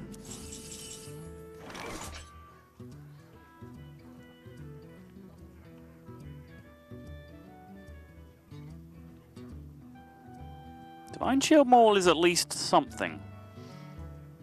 Allows them some kind of platform to build on from this point onwards. What That's it. Blood Razor just trade into one and Tar Creeper trade into the other one. Yeah. But from, I'm talking from Kazakhstan Oh, yeah, perspective, right? It means that like this is actually a somewhat difficult board to clear completely. And as the second they don't get their board cleared completely, then, you know, Fungal Mancer and so on actually start to do things. Yep. I wonder. But Mexico will know that they need to play around cards like Fungal Mancer now that we've passed turn 5. The frustrating thing for Kazakhstan here is that Corridor Creeper is not going to cost 0 after this turn. It might cost 1 after Kazakhstan trade with a weapon, but yeah, it's not the same as it costing 0. It costing 0 would be Argent Squire, Corridor Creeper, Fungal Mancer. It costing 1 is not that sequence of plays. Stonehill doesn't look too bad here, though. Stonehill looks okay. Also wonder if you just go ahead and play the Corridor Creeper out anyway before it gets fully discounted, because it gives you maximum chance of your Fungal Mancer next turn. Okay. Right, like Hero Powers are borderline useless for a couple of turns while this Blood Razor can be held. Sunkeeper Tarium, Tyrion Fordering, Righteous Protector are the options here. Got the premium 3.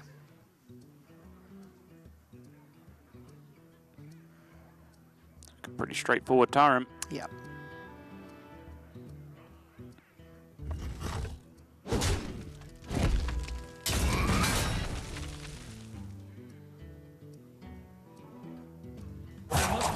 Yeah, I'd expect to see Creeper come down this turn. Reporting for duty. Oh, still no. Okay, change their mind at the last second.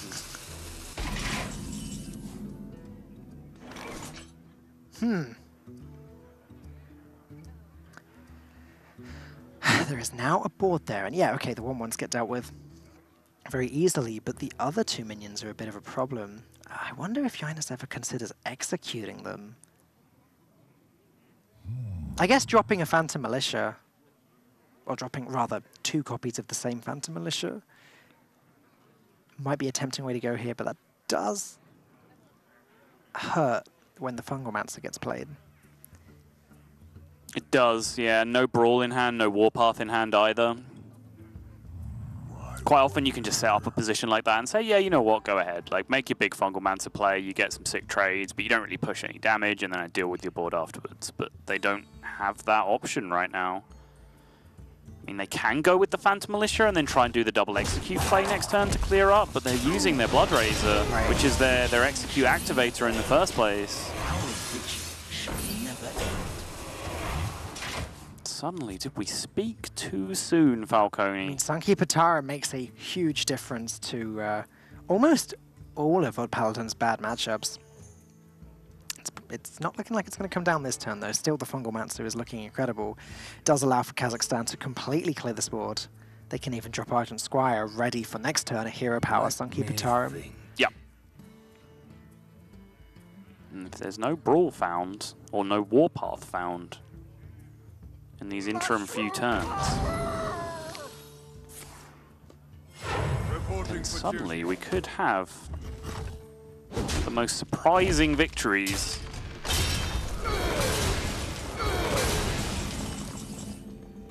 Shield block does help. Shield block, execute, shield slam. Still taking 9 from Tarim next turn though. And then Leroy to back it all up. Does Gormash make a difference after Tarim? I don't think it does, as long as Tarim is positioned on the far end. As long as Tarim is positioned just about anywhere, should be okay. Except the middle, yeah. Yeah.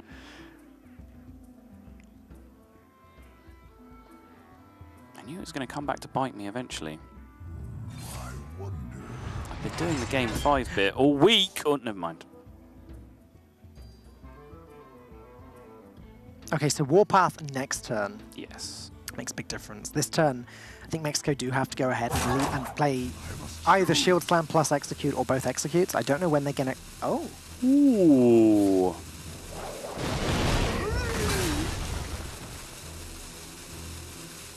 I am not sure about this one.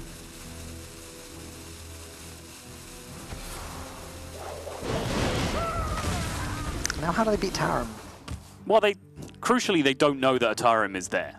They just know that there is a Taunt in hand that has not been the most efficient play in the last couple of turns. Let me just check the deck list really quick. Why is there a Tinkmaster Overspark? It's a good card. Next question. No further questions? I mean, you make a board full of 1/1s every turn. Tinkmaster Overspark, at worst, turns one of your 1/1s into a 1/1. Sometimes it turns it into a 5/5. Sometimes it kills your opponent's Void Lord. It can do all three of those things, yeah. And more. Yeah. It's just another one of those cards that kind of gets played around within like the Iron Beak Owl / Void Ripper / Tinkmaster Overspark slot, basically. I'd never thought of it as the Tinkmaster Overspark slot. Reporting for duty. But you're right, Mexico didn't know this town was here, but they were about to see it. And you see the reaction immediately as well. They need an answer right now, because this Fungalmancer and this Leroy are now threatening huge, huge chunks of damage. Shield block definitely not the worst draw right now. Shield block, armor up, shield slam would allow them to deal with the Tarim, or just shield block, shield slam to deal with one of the 3/3s. I wonder. Corn Sentry, no Dry Whisker Armorer, no Brawl. It's hard to feel too sorry for them though. They drew both Blood Razors and still find themselves in this position somehow.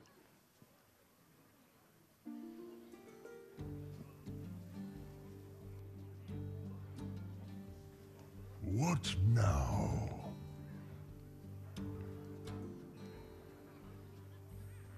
This turn's just very inefficient, whichever way you slice it now. At a range for one. Does Stonehill Defender actually might do as much work as the armor up shield slam does here?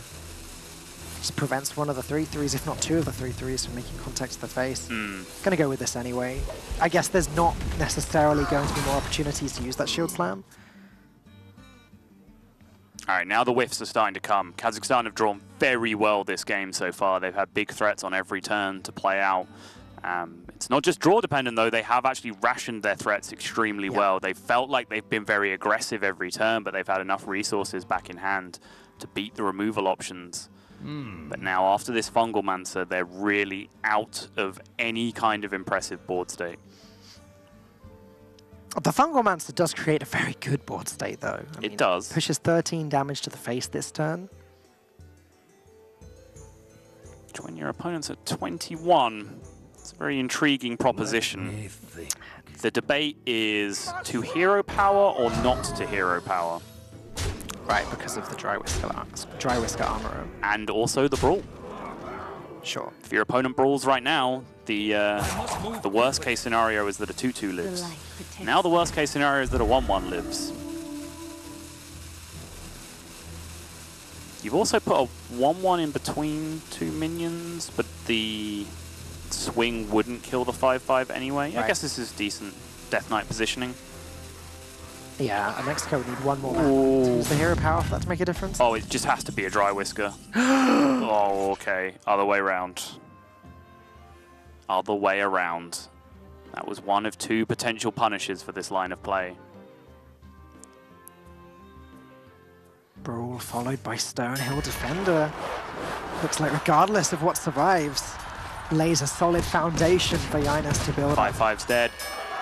The other 5/5's The not. other 5/5's alive. Out of my jungle! Master Overspark is lethal, Falk. Are you kidding me? 50% of the time, Master Overspark wins the game right now. 50% of the time you're kidding me. And the other 50% of the time it doesn't. Or it does.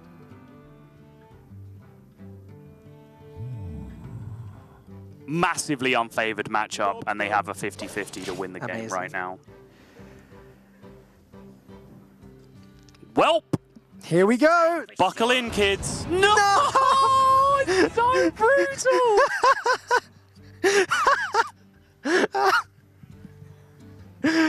Oh no. Reporting for duty. Did you see how excited Mexico got about that?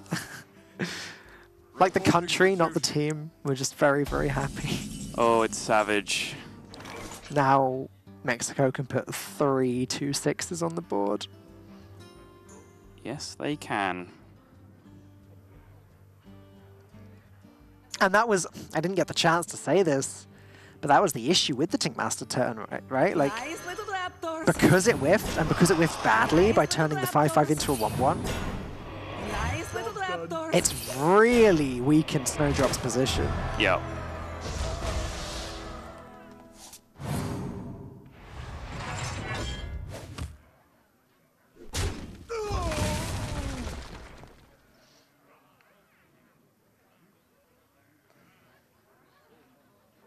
There is a second Stonehill in the deck.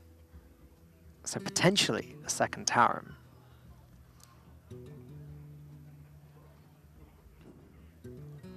But Uh-huh. but this board is Tell me more. this board isn't living for much longer. Reporting for duty. This is the best they can do. Just not make the trades. Keep their board as wide as they can. They want to draw a level up. Haven't had one yet. Of course, this is still weak to Dry Whisker Armorer, but they don't have the luxury of playing around it. That Warpath is going to send us to a Game 5. This got so close. You were right, we called it that little bit too early. Yeah, no, we didn't. Warrior won. What are you talking about? Sure. I don't have it in me to argue with you right now, Sartle.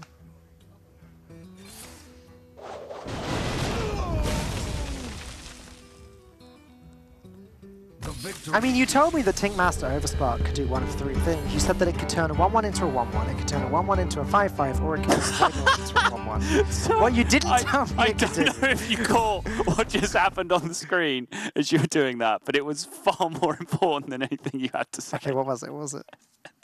One of the Mexican players, like there's clearly like a bed or a sofa just out of shot, but one of the Mexican players just like dived across the screen like this. It was excellent. I enjoyed it. Anyways, But yeah, there was a 4th thing you apparently. didn't tell me it could turn a 5/5 into a 1/1 and prevent it from attacking. That's okay, so there are downsides to Tinkmaster. You also didn't tell me it can just win the game like that, or have a 50-50 chance to win the game. So And again, it was a horrible matchup from the beginning, and they had a 50-50 in the end to win it. You know, if you're Kazakhstan, you have to take that, especially when you get to queue up another matchup afterwards. we do have one matchup left. It's going to be Malagos Druid on Mexico's side versus Mid-Range Hunter on Kazakhstan's side. So I don't even know where to begin with this Mid-Range Hunter deck. It's not something that's been on my radar, quite honestly. Recruit Hunter, sure. Spell Hunter, okay. Death Rattle Hunter, great. That's the new in thing. Mid-Range Hunter had sort of disappeared a while back. I wonder why that's reared its head. It's been there or thereabouts for a little while. You know, Hunter Ace used it when he won Soul, for example. It's been there. It's just probably, as you said, like the third or fourth most common hunter deck at this point. But you know, I like to see a little bit of variation coming into this metagame. Here you go, Fab. I think this is what you missed. Okay. Slow motion replay. And on that note, we are going to go to one final break today. One game left between Mexico and Kazakhstan. Mid-range hunter versus Malagos Druid coming up right after this. There is one final game remaining between Kazakhstan and Mexico. It's going to be a mid-range hunter of all decks versus... I think you're disproportionately baffled by mid-range hunter. I am proportionately baffled by mid-range hunter. Agree to disagree. How much of it have we seen in the Hearthstone Global Games so far? I've seen it in lineups maybe twice. Whether or not those made it to stream or not, I couldn't speak to. But it's been a fringe deck. It is a fringe deck. I don't want to sell it any more than that. But it's been around. I mean, it's one of those decks, I guess, with the same vein as Dead Man's Hand Warrior, right? Like it exists somewhere. Fury Hunter's Control Warrior? Can we at least know? You think it's more popular than that? I mean, I think it's a very reasonable deck to play in this particular format. If you have the strategy where you think more aggressive decks are going to line up well, it makes a lot of sense. I think it's actually a little bit more stable than Spell Hunter, which I assume you would consider a more popular deck. I would, yep. But yeah, again, we're coming up against the Malagos Druid here. The Hunter deck that you want is Death Rattle Hunter. I think with all this disagreement going on, that's the one thing that we can agree on. Yes, we can definitely agree on that. So tell me, Sartle, mid-range hunter, how does this fare against Malagos Druid? I have to imagine that Bear Shark is pretty hard to remove in this matchup. Yes, Bear Shark is very difficult to deal with, as is Spellstone, which, you know, that hand seems pretty solid to be going on with. But if Empanizado gets too far ahead of the curve with the Mali Druid and can just freely deal with Spreading Plague, then it could be in trouble. And Kazakhstan clearly have very different ideas about what they're looking for in this matchup, because they threw away like the dreamy-looking Spellstone curve with the Eaglehorn bow in there as well to be able to push more damage. Yeah, I just blinked and missed that. Where did all of Kazakhstan's stuff go? They're in their deck. Okay. Yeah. They did, however, draw Dire Mole into Razormaw, so guess well, not playing too much. I mean, if you're going to get that after throwing away the cards you have, then sure, why not? Empanizado, though, picking up the Wild Growth. There's a whole lot of nothing going on with the rest of his hand, though. There is. It just takes something like a Nourish to fix it, though. I was about to say, as with any whole lot of nothing that a Druid can draw, it's pretty much fixed by one Nourish. For now, though, Mexico are going to take a little bit of a beating as Crackling Razormaw is certain to come down and buff up this Diamol. If Kazakhstan get the attack buff, then that's already quite a powerful board coming at them. It is. Empanizado can drop the Spellstone Moonfire on the following turn, though, to deal with like a high attack 3 health minion, if they wanted to go that route. Sure, but then the Hunter just continues to curve. Yeah, Animal Companion's actually a really important draw. It's mid-range Hunter, right? Is there any basis in pointing out the Animal Companion now? Misha wouldn't be so bad. Leok also wouldn't be so bad. It would be difficult for Mexico to remove. Quickly. So they want to go Animal Companion now, create a stable board, and then tracking into Razormaw on the following turn, take Houndmaster off the tracking, and then go from there. Would be their optimal plan. Seems reasonable. Unfortunately, they got the least stable card from the Animal Companion. Yeah. They got the one that does just straight up die to the Spellstone. Yes. And as Empanizado has nothing better to do this turn, What? seems like a pretty distinct possibility. It does, but he, like, worst case scenario, just finds himself back in the same spot he was last turn, right? Like, he got to Hero Power the Diamol once, but now the Razormaw happens, the Diamol gets buffed again, and we're in the same spot we were in last time where, you know, the Razormaw can hit +3 attack or whatever else, and now Empanizado's just out of Spellstone to deal with it, so it's still not the end of the world. Gonna start this turn with the tracking. Makes sense, fits the curve. Like I said, Houndmaster is probably premium, and there is a Houndmaster, but not the one I was referring to. I mean, I'd also argue this card is premium. It's not as good as OG Houndmaster. Here, right now, in this matchup. Sorry, let me clarify that before Raven overhears this and somehow suffocates me with a pillow in my sleep. He is in a different country to you right now. I'm sure he could still manage it somehow if I said bad things about Houndmaster, sure. Yeah, those aren't really the ones you want, are they? Even +1/+1 would have been better than this. Yeah, just take the health. Sticky board. Try and push. Again, OG Houndmaster on this Diamond would be pretty sweet. Yeah. And Panizado, again, finds himself with nothing real to do this turn. Swipe the Diamond and Moonfire the 3-2. Just leaving a 1-1 on the board, but Mexico using up a lot of resources if they go that route. However, the Malagos combo probably isn't the win condition in this matchup. Oh, maybe it is because of Rexar.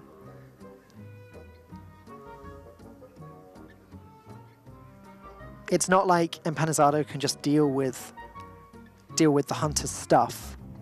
Like, eventually Rexar comes out and the stuff never ends. Yeah. You know, Rexar is one card in a deck that doesn't really draw cards, right? They track to thin their deck, but they're not cycling.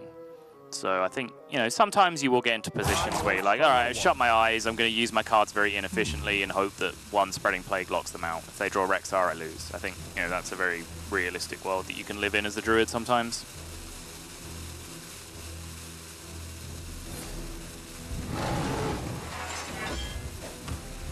There you go. Hero Power Moonfire just taking down the 3-2.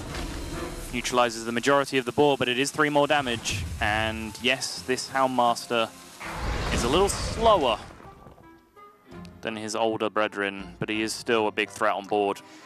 Well, he's slower short term, but if it doesn't get dealt with, then Empanizado isn't going to be able to stick anything to this board. With the Wrath pickup, Houndmaster Shore can get dealt with. There's no logic in playing Faceless on this Houndmaster, is there? It's not like the Druid really has minions that they can be ramming into stuff.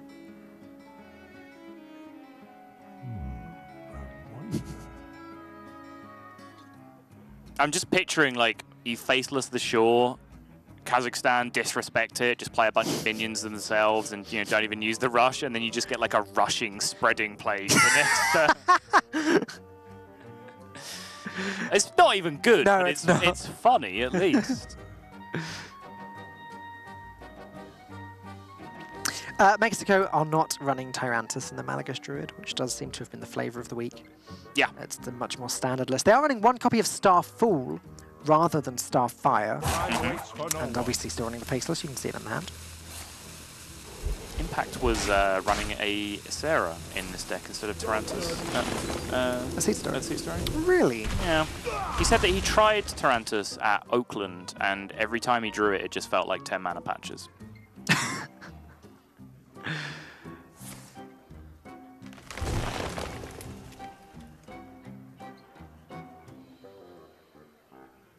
Feels like the turn where Hunters run out of steam just a little bit.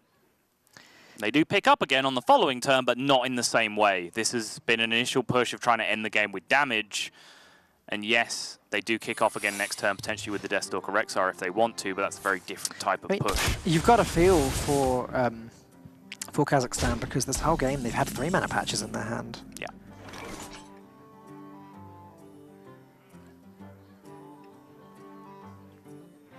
Apparently that is just the in thing to do now. Just every single card you don't want to play is patches. Yeah, you just call them patches, yeah. Baku is patches, Gen is patches sometimes, but sometimes it isn't. Sounds quite complex. Yeah. Faceless Manipulator is kind of patches short term. Eventually becomes not patches anymore. And of course, as Admirable says, Taunt Druid is just patches, some good cards and 12 copies of patches.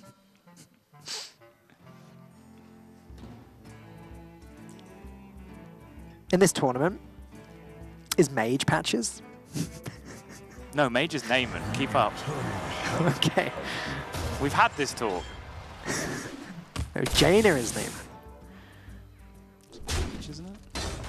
Sure. So yeah, game plan has been switched. Rexar is down, damage has been sacrificed, and Mexico are still just drawing absolute trash right now. Just the worst possible cards. Yeah, that Nourish that we said was going to fix everything about 4 turns ago has not done that. I'm starting to wonder if Empanizada's strategy is just going to be drop Malagos at the first opportunity and hope for the best. How many tools are there in mid-range Hunter to deal with it? None. None. Well then. Next question. Oh, that's it. Okay, yeah, the no Hunter's Mark, no Deadly Shot. It would be a... Venom Strike Trap. Yeah, it would be a poisonous minion, like a rushing poisonous minion from the Builder Beast. Something like that. And even then, at the very lowest, that's costing 6 mana. It's going to cost 2 mana to Hero Power next turn. Wait, no, you can rush poisonous for less than that, right? Oh, the cheapest poisonous is Stone Gastropod, right? Oh, okay, Yeah. sorry. Sorry, And you can just like get Stone Tuskball for charge or right. whatever. I was thinking of the actual minion that is a rush poisonous. Ah. You just combo that with anything. But no, you're right. What? Wait, what? Okay. Preparing for the first Builder Beast, or just trying to straight trade with the... Trying to make sure the poisonous Cobra, minion so is off the board, so that they can Malagos drop can their get Malagos on the following turn, yep. That may be the weakest Faceless I've seen all day. Well, for quite a while, actually.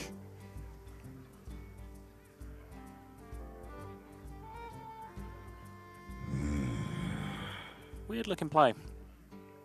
I mentioned that because I wonder what Kazakhstan are making of it right now, right? Like, they see that play being made. What do they think is happening? Because if they think Mexico's plan is just to drop Malagos next turn, if they can somehow divine that from the play without seeing the hand, can they just like push damage and set up lethal for next turn? I don't think so, right? 5 damage can get pushed, 10 with the kill command, puts them down to 9, you only have 3. So you'd need like some insane Builder Beast to get you there. How likely is it, do you think, that Kazakhstan have a read on this hand? Pretty unlikely. Wait, what? What? Oh, Spreading Plague, I guess. I was just wondering why they only summoned 1 Hound. Oh, I see. They traded with the bow and then played Unleash the Hounds, but Yeah. I guess they're playing around Spreading Plague. That was a good point. There's the Nourish. Yeah, a little late at this point. Gotta play it. It's Nourish or nothing. Yeah, nothing was an option. It's Nourish and nothing. I guess they could play Branching Paths for armor and then play Ultimate Infestation next turn. That Cobra is causing some real problems. Who knew Venom Strike Trap was so good?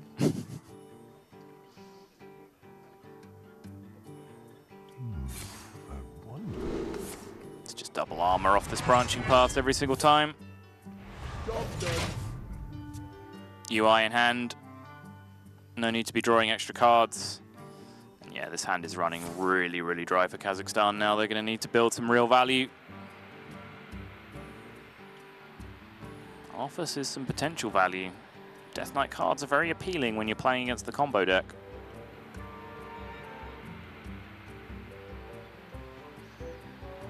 Hungry Crab is the conventional pick here, just by being the cheapest, gives you the most flexibility options for the following turn. Arthas is very expensive for the hunter that hasn't even reached 10 mana crystals yet. Mm-hmm.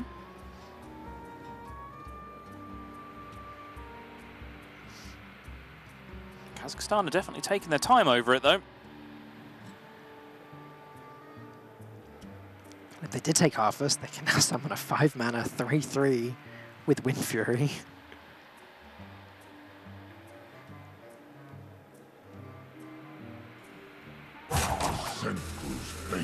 Which just gets killed by Ultimate Infestation. I wonder. Oh, the Megastore, which Also gets killed by Ultimate Infestation. Yep.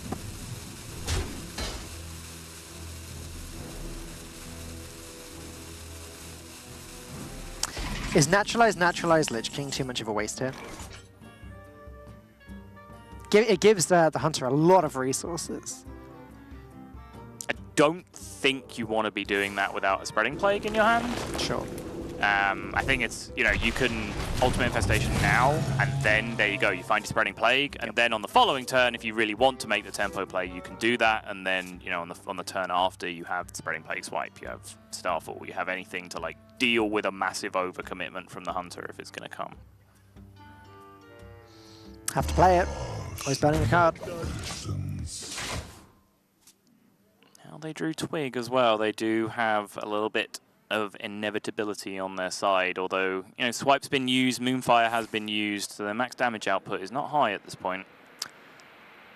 Yeah, Faceless has been used as well. There's no ooze whatsoever in Kazakhstan's deck, and there's no way of... At the moment, there's no beast that destroys a weapon. Give it time. I wonder. Let's just really push Deathstalker Rexar over the top. Just print a Beast Tech card equivalent of just everything. Beast Mind Control Beast Mind Tech. Control, yeah. Beast Skulking guys. Yeah. Beast Harrison Jones. Beast Spellbreaker. Wait, that already exists. Never mind. Beast Card Draw, they could really use that.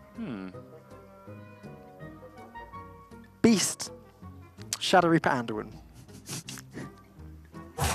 Alright, now you're just getting crazy.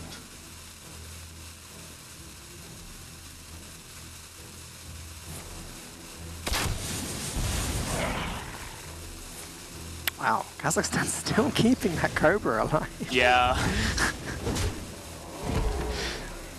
Like, it makes sense on the surface because, yeah, obviously they've just Ultimate Infestation, so they likely have something that can kill the Cobra now, but if they do, that's potentially something else that can't be used if they get into a position where Malagos gets dropped on the board and they can't deal with it. Yep.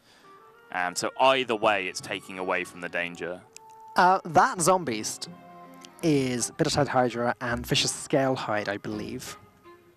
So, I hope I'm not wrong, but I'm sure I saw the Scalehide option come up. Okay. Which means it's got 10 attack, and also its lifesteal and its dealing damage to itself counter each other. So 9 attack, right? Wouldn't it? Oh, sorry, Scalehide has 1, not 2. Yeah. Yeah, okay. For some reason, Scalehide was a 2-1 in my head then. Yeah, 9 attack. But the lifesteal and the dealing damage to itself counteract each other. Yes. Every damage it takes, it then heals back up. Even if it goes to 0, even if the hero goes to 0 health, it will still heal itself, and the hunter still survives. Really? In that strange interaction. Yeah. Yeah, I lost a game finding that out once. But yeah, if you Hellfire some zombie chows, you die. Maybe, I guess there's two entirely different cards that iterate separately. That still makes sense. Happens at exactly the same time, I guess. Exactly. Taking damage and the... Yeah, it's the difference. There's no new resolution check in between the damage and the healing. Yeah, it says Echo Rush. It's not the... Oh, it's not the Scalehide. That's why. It's the 2-1 Rush. Mastiff? Which means it's not got lifesteal. It's the other one. Okay. So I got the attack right. I got the fact that it had lifesteal. So they have a 10-9 Echo Rush that they can only ever play once. Yeah. Okay. So forget the fact it's got Echo. If you could get a 0 mana card with this Iron Beak Owl, though, then they could get rid of the self-damage effect. Iron Beak Owls with Echo are pretty good, though.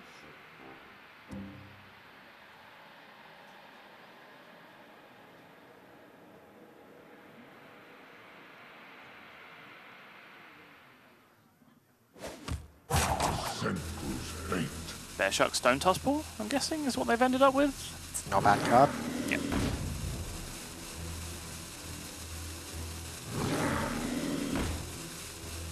You were talking to me beforehand about how you felt like Bear Shark should just be kind of nutty against a lot of the decks right now. It's pretty nutty against this. Until Spreading Plague gets played. Yeah, crucially, Swipe just doesn't have a good target here after the Spreading Plague. That's quite often the best possible turn that Druid is capable of against an aggro deck, is Spreading Plague Swipe, making it the most important thing to play around. But it does really feel like they're getting very close to stabilizing now, if they're not there already. On top of which, they do now have an imminent 20 mana turn. Even with just 1 Malagos and 1 Swipe, that is a dangerous turn. Yep. Hearthstone can't hit one of these, Swipe can't hit one of these. They are a nuisance. I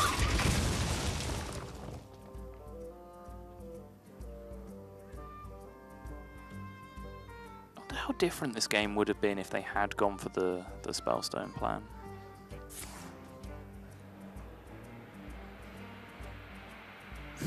More bear sharks?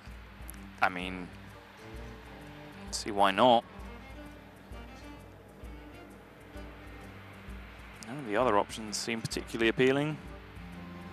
I guess if you can just have an Emerald Hive Queen live for the entire game, they can just never play Malagos. Other way around, it prevents you. Ah, yeah, it's not symmetrical, is it? Lame. Cute idea though. Yeah, just more bear sharks. Yay! This one is the Scale Hide, okay. See, I was thinking, wouldn't Bear Shark be great with the Echo Rush minion? Because then it's 5 mana Echoes the next turn, play 2 of them, charge them both into Spreading Plagues.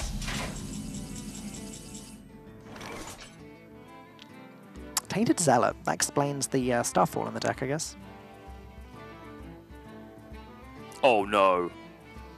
Oh, anything but this. Hopefully we are able to get back into this one relatively sharpish, because we were a long way into that game. Yeah, I was invested. I was pretty invested in that one. Oh! And still am? No, we're gone again. No, full stop. But you were talking about Tainted Zealot. It was actually a list that someone, again, I forget the name and I apologize. It is, again, very late or very early, depending on what you want to be describing it as. But there was a list that was posted, and it was spoke about. It's like, what? Wouldn't you rather play Blood Mage Thalnos than Tainted Zealot? Because if you want a spell damage card, you're also a combo deck. You're trying to draw through your deck. Don't you want to play Blood Mage Thalnos? And the answer was no. Honestly, with double UI in the deck, the Divine Shield often feels more valuable than one extra card draw. So fair enough. Can definitely understand that. And well, spell damage in itself is very good in Druid. Otherwise, we wouldn't be seeing Malagos. But just narrow it down to 1 damage, spell damage. Swipe suddenly deals 5 to 1 and 2 to everything else. Starfall again is 3 damage to all minions. So it definitely has its advantages.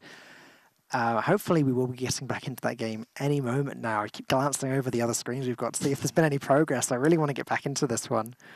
But nothing has changed just yet. I guess there's been a disconnect between one of the players. Hopefully they're back in time to just jump straight back in. Yeah. Oh, something's happening now. There's a twig being swung from the Druid that it looked like disconnected, and we're kind of in business. That's a Witch's Cauldron. Shaman spells, let's go. As if this game needed to get any more wacky.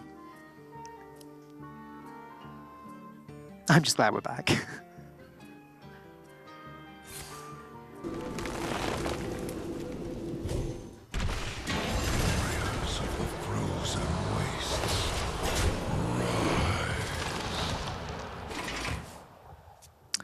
Army of the Dead isn't so hot in this situation.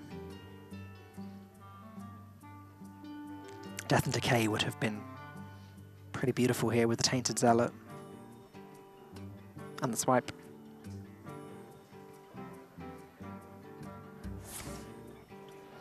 More Bear Sharks.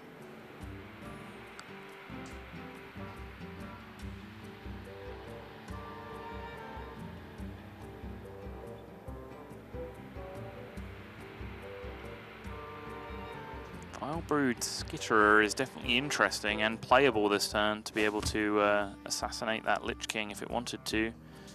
I guess they have the zombies to do that as well, the Bittertide Hydra zombies. Yeah, that's true. It's a bit risky to play that though. They did go with the Skitterer, so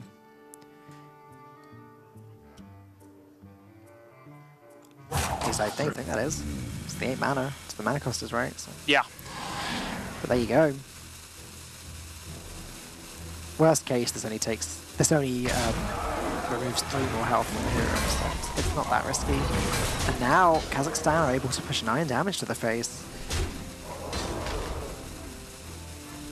The Hunter's position is just looking better and better as this game goes on.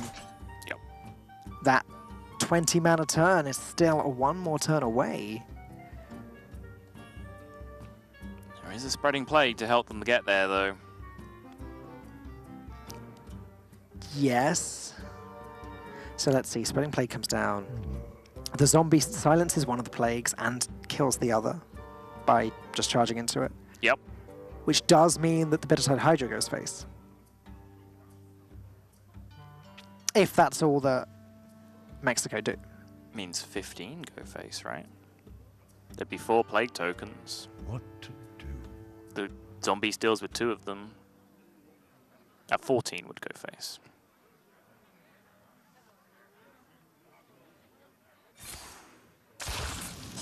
Right. Yeah. That took you a really long time. Just gonna have to naturalize the Bitterside Hydra, that's not good. Yeah, I think it's an understandable situation though. Just knows they can't afford to take that damage, and various combinations of Builder Beast there just leave them in that spot where they can get punished, and they just want to hold on for this turn next turn, where if they can get this twig off, then Malagos Swipe should be able to finally get these untargetable minions off their back. Doesn't end the game though. Nope. Mexico gonna have to work a little bit harder to do that.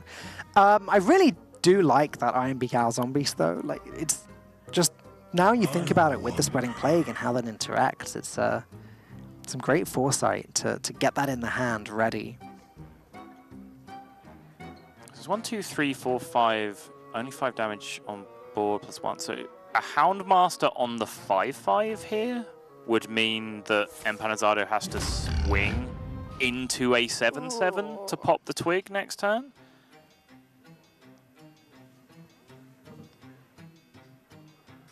Because that's, oh, and that's also the only way that the swipe to the face will deal with it, right? Yeah. Well, I mean, a few minions have to get thrown into it.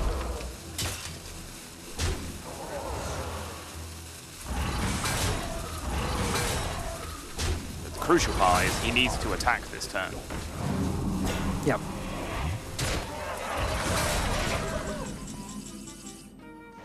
That helps.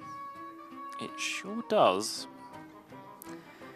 So this turn is Malagos, swinging the weapon, then heal with the Ferocious Howl, and then Swipe does the rest. But that Zombies is just ready. Just ready to deal with Malagos. That's what it was born to do. Yes, it is. And then from this position, Fatigue becomes a very realistic proposition for the Hunter. They have more cards remaining, they have a higher density of threats, and they deal with the ultimate win condition of their opponent's deck.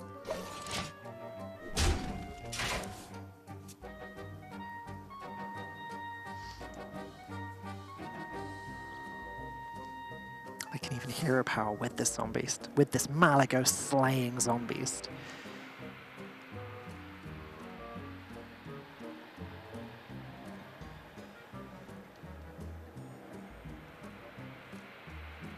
Well, I would advise against Starving Buzzard.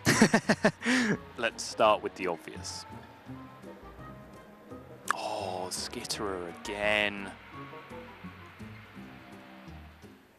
There's nothing particularly valuable left to kill, but you can see when the deck is just so lacking in removal, it's the one thing that really prevented them from having a strong Fatigue win condition off this Rexar was the ability to deal with the Malagos and the Lich King turns.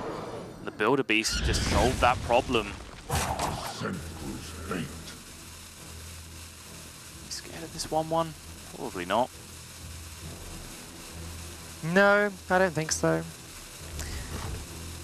I think that the Death Knight card in the hand would have been played if it was going to do anything dangerous to a board, like Anti-Magic Shell.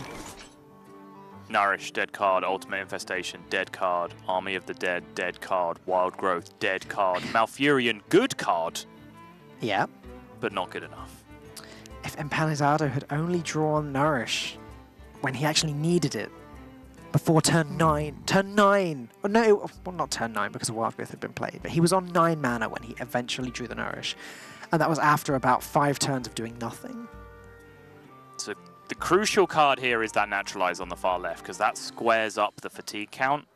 It actually pushes Kazakhstan into the world where they're drawing Fatigue first with, you know, an even number of cards in deck, whichever way you want to look at it. Right. The problem is, without knowing exactly what these remaining 2 cards are, I strongly doubt they're good enough to contest the amount of value and aggression and damage that Hunter can put out over the next few turns. I think one might be Arcane Tyrant. I don't recall seeing a second Arcane Tyrant played this game. Okay. I think the important point is that one of them is not a Spreading Plague. They have both been used. Is the other one Moonfire?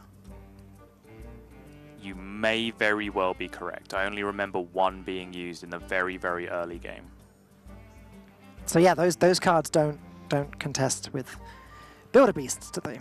No. However, Kazakhstan only have 15 health to play with right now. A little bit of lifesteal would go down very well.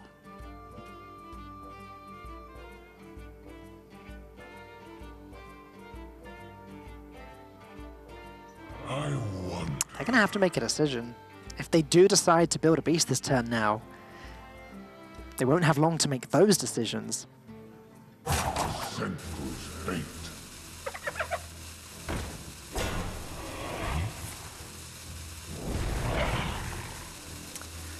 Wow, good luck contesting with this. Oh, Alexstrasza!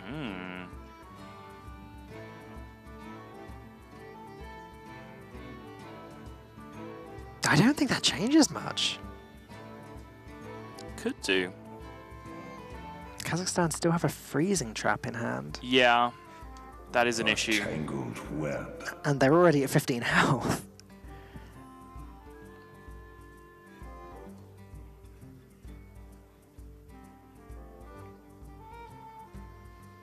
I don't think the self-heal is going to do all that much. My thoughts are plagued. Alright, this is the last little push that Empanizado has. I'm almost out of cards. Second freezing trap, second bear shot. Out of cards. Flanking strikes, huge though. That allows the isolation of the Alexstrasza very easily. They could do that even with just the Houndmaster, though. They could have done it with just Houndmaster, you're right. Or Kill Command. Let's take your pick. Which tool do you want to use to prevent this Alexstrasza from attacking?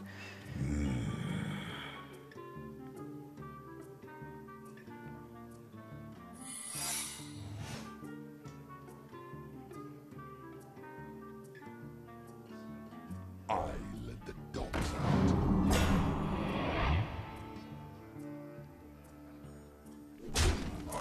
Skipping the beast this turn, I can see the logic for it. Sets up the most aggressive board to end the game for them next turn. They do have to think about that remaining card being Doom Pact, though, from the Death Knight, as opposed to Army of the Dead. Sure. Though they do then go on to... it is the Moonfire. They do then go on to summon more beasts, right? Like, I like going wide with their hand now, because it means they don't have to suffer the slight tempo loss of using that hero power. They've got the resources they need, so they may as well just play them. And what does Doom Pact actually achieve? Doom Pact, hero power, face, Moonfire? Doom Pact, hero power face puts them at 10. Do they fatigue for 1 or 2 next turn? Because then they go to, let's assume... 1. So it's 1. Okay, so they go down to 9. Hero power again goes down to 6. So it kills them in 3 turns, is what it does. And you only get to play minions before the second of those turns. You have to set up a very rapid lethal through 24 health, if Doom Pact is the card. It's not, so this entire conversation is very irrelevant. Death is eternal. Yeah, Alexstrasza going to try and go face, though, and... Freezing traps are the only secret left, Yeah. but Mexico understand the win condition is just to hope that they've counted this wrong and that one of these isn't a freezing trap, but hey, guess what? If it isn't a freezing trap, it's a wandering monster, so best of luck with that.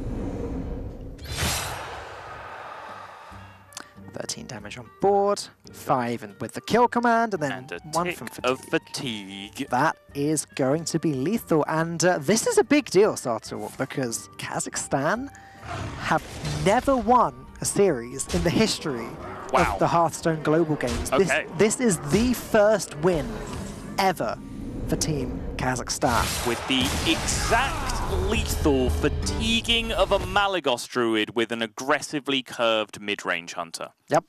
Are you a believer yet, Falk? A believer in mid-range hunter? Yeah. Sure. I don't know that it won that game any better than Death Rattle Hunter would have done, or Recruit Hunter in that regard. It won that game through the sheer power of Deathstalker Rexar. It did. It also did play like very aggressively early on and forced out like a Spellstone, a Moonfire, a Smite. Oh yeah, that's like true. a bunch of stuff that Malagos could have ended the game with, which is a slight difference. But yes, Deathstalker Rexar is a pretty good card no matter which deck it goes in. So huge congratulations to Team Kazakhstan. Let's take a look at the standings as we end the final day of Week 2 of the Hearthstone Global Games. And there you go. Our top 8, or rather our top 11 teams have really set themselves apart from the rest. They have, and I believe maybe one more game ongoing still between Taiwan and Thailand. Not entirely sure to round out the 12 2-0s. 12 2-0s I believe we should have at the end of this stage. So I think we still got one missing. And then you can see the full round out of teams there in pick out your flag, spot your money. I see the UK flag there hanging around at 1 and 1. Of course, my pick for the winners of this tournament, USA, are unfortunately down at 0-2 record. Well, I see Italy up on 2 and 0. Yeah, you so do. Quite happy with that. And Poland as well, as I've just been reminded by the production team, also doing very well. And now, Sottle, I guess this is the time where we have to bid you adieu because you're flying off and leaving us now. Yeah, I have a flight to catch in like 12 minutes time. The taxi to the airport is in 12 minutes. Don't worry too much. You can still make that. But Sottle, we will definitely miss yourself and Raven here in the Hearthstone Global Game Studio. But next week, we have Lorinda, myself, Dan Gaskin, and Derek will be joining us. So we're in capable hands. I would hope so, yeah. But for now, that is us finished for the Hearthstone Global Games. We will be back at 7 p.m. CE. Bye-bye, Sottle. We'll be back at 7 p.m. CEST once again for the community show. Until then, have a wonderful weekend and we'll see you soon.